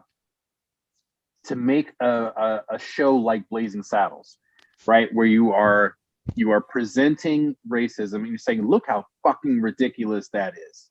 And that was kind of more what Dave Chappelle was trying to do, was to show the ridiculousness of racism. But what the network wanted was something more like, look at the black people eating chicken. Like, they wanted to see black people being presented in a way that fit the racial stereotypes that the network wanted to bestow. And I think his answer to that was a skit that he shot in black and white about a white family. The Nagar family. Yeah, the Nagars. And the milkman who just kept popping into the frame and saying it just gratuitously, just because it was that, just right. And it was actually Dave that was the milkman. And so to walk away from $50 million and keep your integrity. Yeah. I don't know that I could do that. $50 million, I might suck a dick for $50 million. He already had money, though. He did. Yeah, but but still. That $50 million, that's integrity. Yeah, Mhm. I can. You can buy a afford lot of it. mouthwash, tell you that much. Exactly. You know what? Soap, a bar of soap, and a thing of mouthwash, and a couple of pills to forget. I'll be right as rain. $10 later. But honestly, Chappelle is to be respected for his. He was the martyr. He stood up for. Okay, you know what? Keep that shit. Oh my God, I'm so glad you brought up the word "mata." Why? Sorry, my brain shut off. Sorry. Go ahead. Because that's a word that I know is not bad, but I was brought up to think that word Don't be such is a martyr. bad. Don't be a martyr. Interesting. Oh no, not mod. I'm thinking of Marxism. Never mind. Oh, no. Oh, no, Marxism is terrible. Ma- Marxism is horrible. No, It's not Marxism that's all that awful. It's the communism that comes along with It's the implementation of it. It's the perverted version of Marxism and communism that gets bad. In theory, they're beautiful ideas. It's in practice and in implementation that they tend to suck hard. Although Marx did say that every citizen should be armed. So put that out there. Yeah. Not that they like the Black Panthers were considered a Marxist group. Yeah, well, communism was with Marxism it was an easy label to put on without understanding the politics of it. Like, yeah, everything just got labeled communist or Marxist to be an enemy of the state. Yes. That's it. See, what we talk about as communism isn't pure communism. It, as far as the idea goes, that everyone is equal and everyone lives in a community. Because what we talk about when we talk about communism is the basically the socialist republic that was Russia back in the day, and unfortunately, what we ended up calling communism, it wasn't actual communism. It was a bunch of people at the top who were dictators that told people, "Oh, it's going to be communism and it's going to be great," and then it wasn't. Communism, your perspective of communism depends on like what side of the fence you're on. If you're part of the upper echelon, communism's awesome. Yeah. That's Well, where I want to be. Like a dictatorship is awesome if you're the dictator, right? Which is why racism is awesome if you're the white guy. That's right. Can be. Depends on who your friends are. That is an excellent point. Yes. Yeah. Yes, it does. And who you're photographed with. It depends on who your friends are, who you care to make friends with. So, friends of the Media Virus podcast, if you wish to fight racism. I don't talk to most of my family because of racism. I have a similar background to that. I have that situation too, but did you get disowned because you married a white girl? My mother often, well, yes, to say it plainly, both myself and my older brother both married white women. My mother was not happy about that. Why couldn't you find a strong black queen? Well, I had two thoughts. One, I didn't necessarily want to marry a strong woman, but a good woman. Right. Like, I don't need someone that can't. Whoa, that was going to sound racist as fuck. That was going to sound bad. Okay. The other thing in my head growing up was I didn't want to marry a woman that looked like my mother. Well, like, I didn't want to have sex with a woman that could resemble my mother in any way, shape, or form. And a lot of her friends were white. So, like, in my formative years, that was like the other thing to look at. Right. I met all of her fine-ass white friends. And when so my mother got remarried in 1988, and I was the ring bearer at her wedding, so I was Please nine. Please Nine, tell me 10. your stepdad is white. Oh no, he's black. No, my stepdad is black as fuck. He is dark AF. I am the lightest skinned in the family. Everyone else is like he's Count Chocula black. He's dark, and he's got like a dramatic widow's peak. My brother and I, we called him Count Chocolate because anyway. I remember what I thought was apple juice at the table was wine, but I didn't know it until like my third glass. Yeah. And I danced with all of my mother's friends who were all white. So there was another formative incident in my childhood with a bunch of white women who, by the way, A bunch of middle-aged white women to boot. Who were very excited about this young black kid dancing with them. So like, how was I not going to end up dating white women as I grew older? You at least had to try it out. I at least had to try it out. At the very least. Is your thing, because I know this is a thing in the black community, so like, is your thing you won't date black women because of anger or something towards your mom, or is it you just have a preference? My preference is for thickness. That's it. That is my only actual preference. I have told several stories on this and other podcasts about Miss Fofity. Yeah. Miss Fofity is a big black woman, H-cup titties, and a PhD. So Dr. 350. Dr. Fofity. Beautiful, beautiful smile. You better fucking amend it for every time you tell a story about her. You better say Dr. 350. Fofity. Dr. Fofity. Dr. Fofity. Beautiful, beautiful black woman with the most amazing, radiant smile. That's a thing now. That's going to come up somewhere later in the show. Oh my God, Maddie, your arms are so hairy. Dr. Fofity. You're like a bear. Yeah. Fofiddy. Good Lord. Isn't it a full moon tonight? Yes, it is. It's a full moon in Leo. I'm so glad you asked. Sounds like it looks like Maddie's transitioning to his werewolf stage. I mean, Leo is a fixed sign, and so is Taurus, which is what Maddie is. So it makes sense. He's feeling the effects of this more. That is impressive. You were hairy. You were the first kid to have a beard in like middle school. Oh, dude, I could buy beer at like 15. Mm-hmm. There was always that kid. Yep. Dude, you want to see something?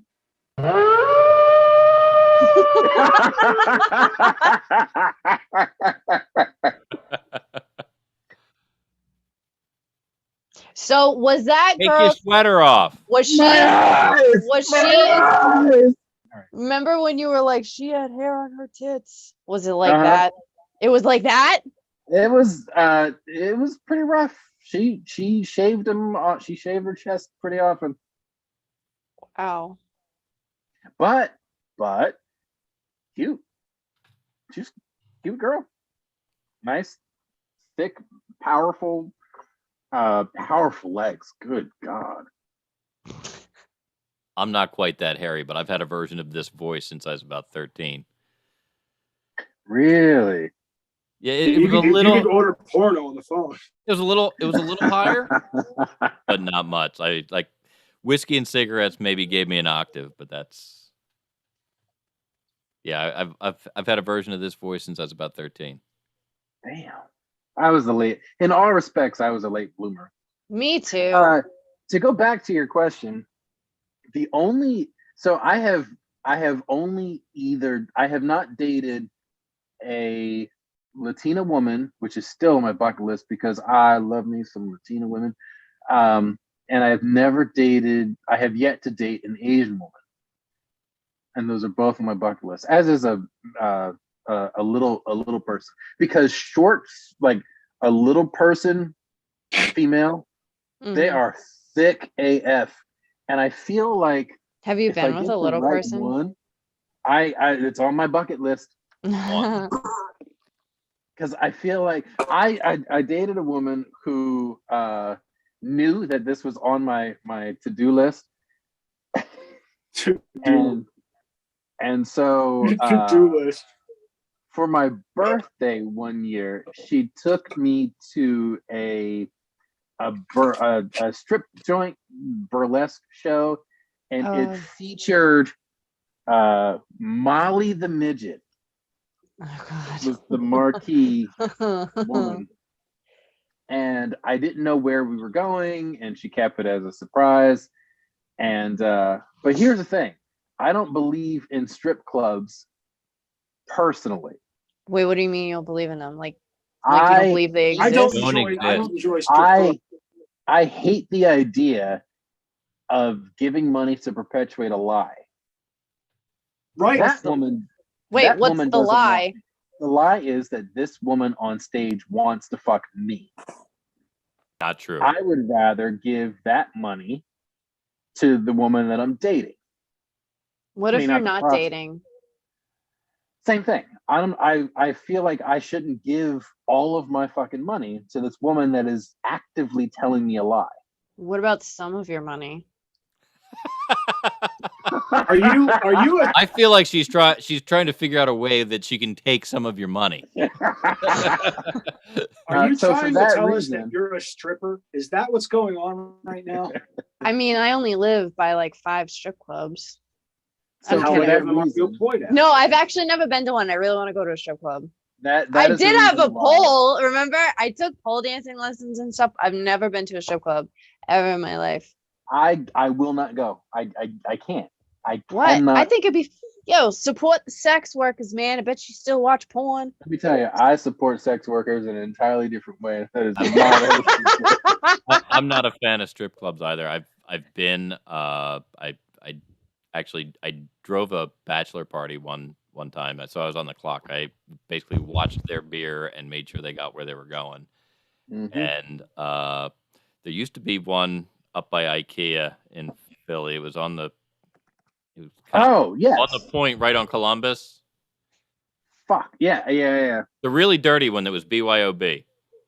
I know which one you're talking about. Fuck. Not the, That's Maddie's joint. No, I hated those places. It was. So anyway, we go in there, and like the guy at the door is wearing a toe chain with the biggest master lock that they make as a necklace. That Steel-toed- tells me the time period that this occurred in. By the way, The 80s. No, not that old, but this is what 90s, mid 90s, early 2000s, late Yeah. 90s, early 2000s. So like we carry the cooler in, and they decide where they want me to stand. While they're going to be over here, so I'm standing there with the cooler, and this one dancer keeps coming up to me, and I'm like, look, I'm literally not here to give anybody any money. I'm with those guys. I'm watching their beer. You're not going to make any money rubbing on me. Move on. Yeah. And she wouldn't go away. She started down this, oh, it's so commendable that you're going to be the designated driver and you're such a good guy. And I'm like, right, move on. So at some point, the floor guard decides, look, that guy's not giving her any money. And he comes over, he's like, you got to let this dancer go. I said, you got to tell her to get the fuck off of me, because Exactly.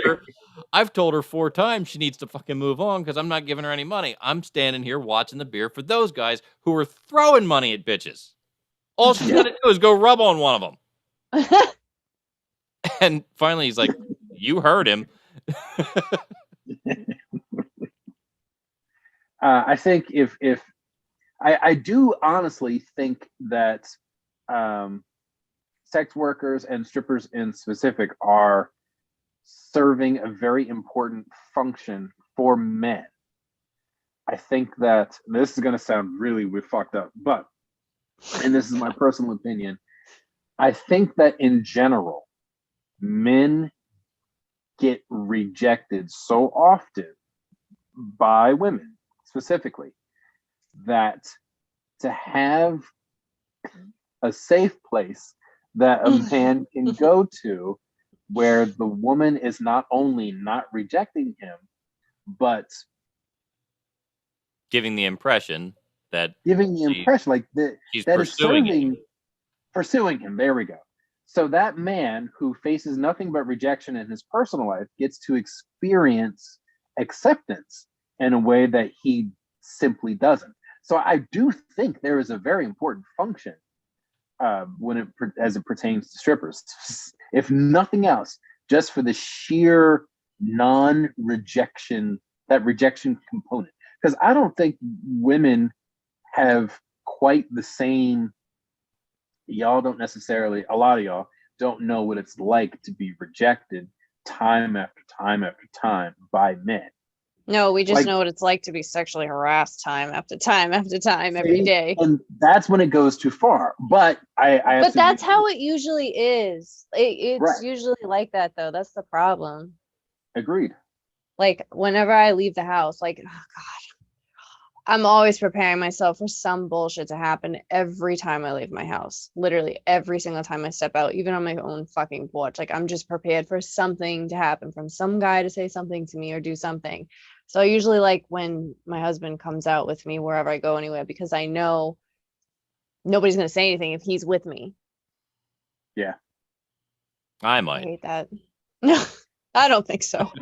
I had a friend growing up. You'd I be had a friend growing surprised. up, when we would go to bars, he would, whatever woman he wanted, regardless of who she was with, he would hit on her. He would, and what didn't matter how big the dude was, how many were with him, he would hit on that girl. And then inevitably, that dude would want to punch him in the face. And then that guy, his name was Mike, sorry, Mike. Mike would then come to me and, yo, Andre, this dude wants to fight you. Why? Well, I said that his girl had a fat ass. Well, why the fuck did you say that? Well, because she got a fat ass. I see that. But why the fuck did you say that? He wasn't a giant white guy that played third string for Philadelphia for a while, was he? No, but he was Okay. he was a white guy, a buck 05 soaking wet with change in his pockets. So But he would straight up slap anyone because he was with me. my wife, when the company she used to work for, the guys who owned it also owned a sports bar. Mhm. And every St. Patrick's Day, they would rent a bus. We'd meet at the sports bar, and we'd go to Philadelphia and hang out for St. Patrick's Day. Nice. And Rowdy as fuck up though. and get plowed and roll around Philly on this bus and then get dropped off back at home. So we start out one year, and we started in Old City, and there's a Dark Horse, I think it was called, saloon over there. Mhm. There's this bar upstairs, downstairs. So we're upstairs at the bar. And when we were at their sports bar, we were getting ready to leave, and the guy walks in, and somebody recognized him as this third string guy for the Eagles.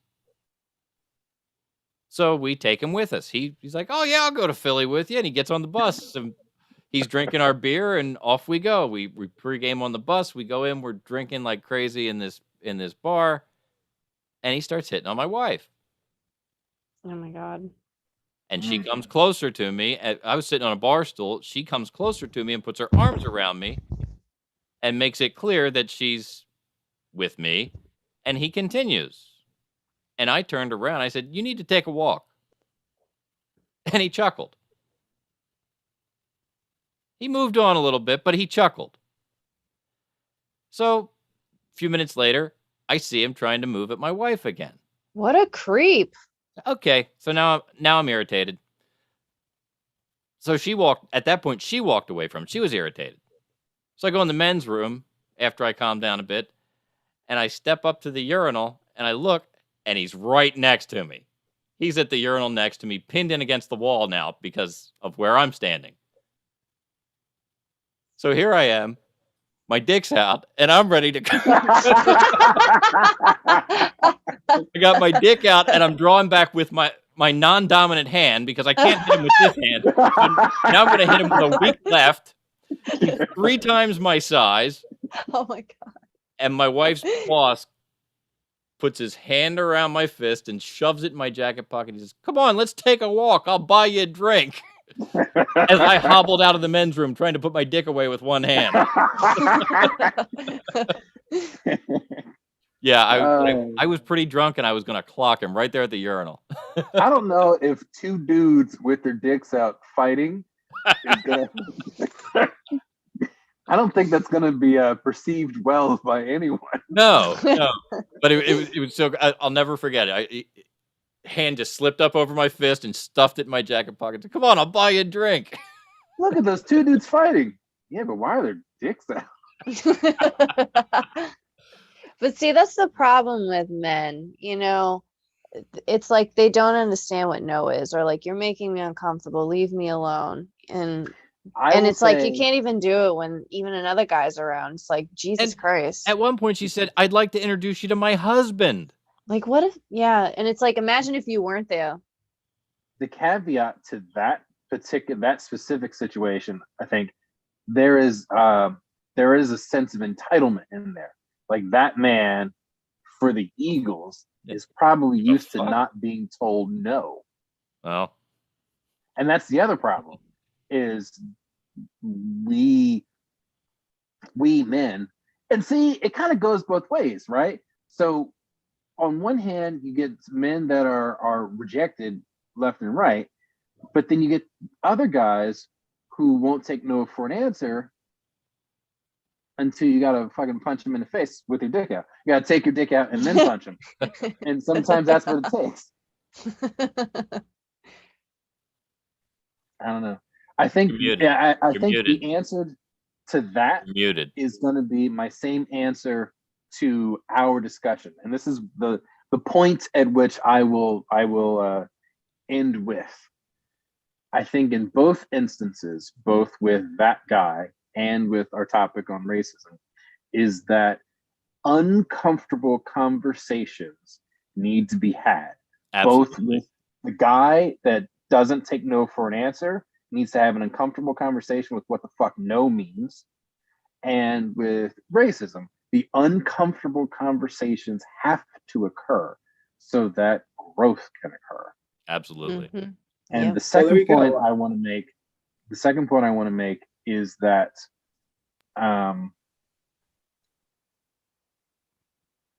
there are many things that we collectively, we are not saying it to be mean.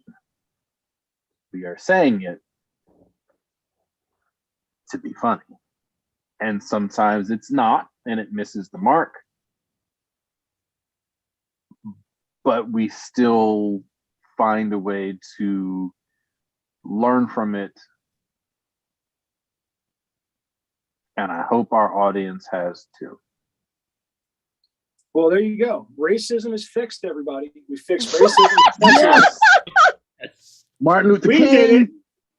We can finally move on from this point. Abraham Lincoln, Martin Luther King, Barack Obama, the Media Virus Podcast. That's right. Oh God.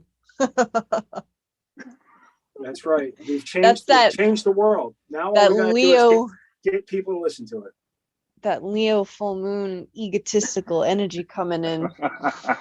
No, I saw your thing on TikTok about tonight being a good night for this sort of a conversation. I was really excited about that. Oh, another great thing too about tonight is that Venus, which is the planet of beauty and love and relationships and femininity, whatever. Uranus. No, is conjunct with Mars, which is that masculine divine energy. And when they're conjunct, it means that they have joined together. My wife got conjunct the other day. This is a great night to have a lot of sex. And it's also a great night to have conversations with opposite genders, opposite sex, and come to a place of unity. And we did that tonight because the fucking planets, man. So as an Aries, I need to find and bang a Libra. Well, you think I didn't or know a Capricorn. You think I didn't Or know the planets were gonna fucking align for us to fix it? Like we fucking I did do it, have guys. Capricorn rising. I think we did it because full moons are about wrapping things up There and you putting go. things to an end. And we can And do speaking of that. which- And Speaking Leo of is all which, about gentlemen- the hot. So we're gentlemen, if you're bringing gonna go out there and vulnerability. we're gonna go out there and conjunct tonight.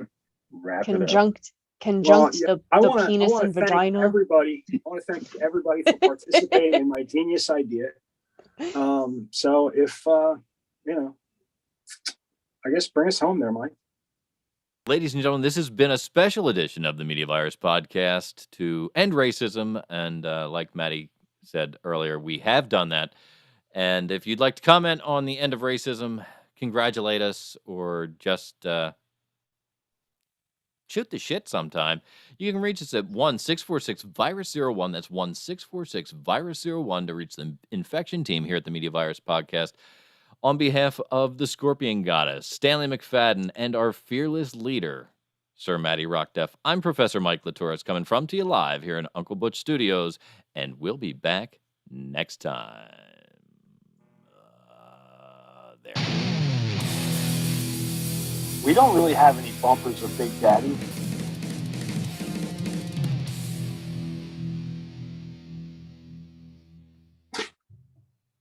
And we're clear. Hey, that was a good. very special episode. I I like I'm the glad we did that. conjunct pot. Hang on. So yeah, if you would like if you Aries would like to conjunct yourselves with a Libra, a Cancer, or a Capricorn, awesome. I'm trying to figure out how to end the live on YouTube. No. My-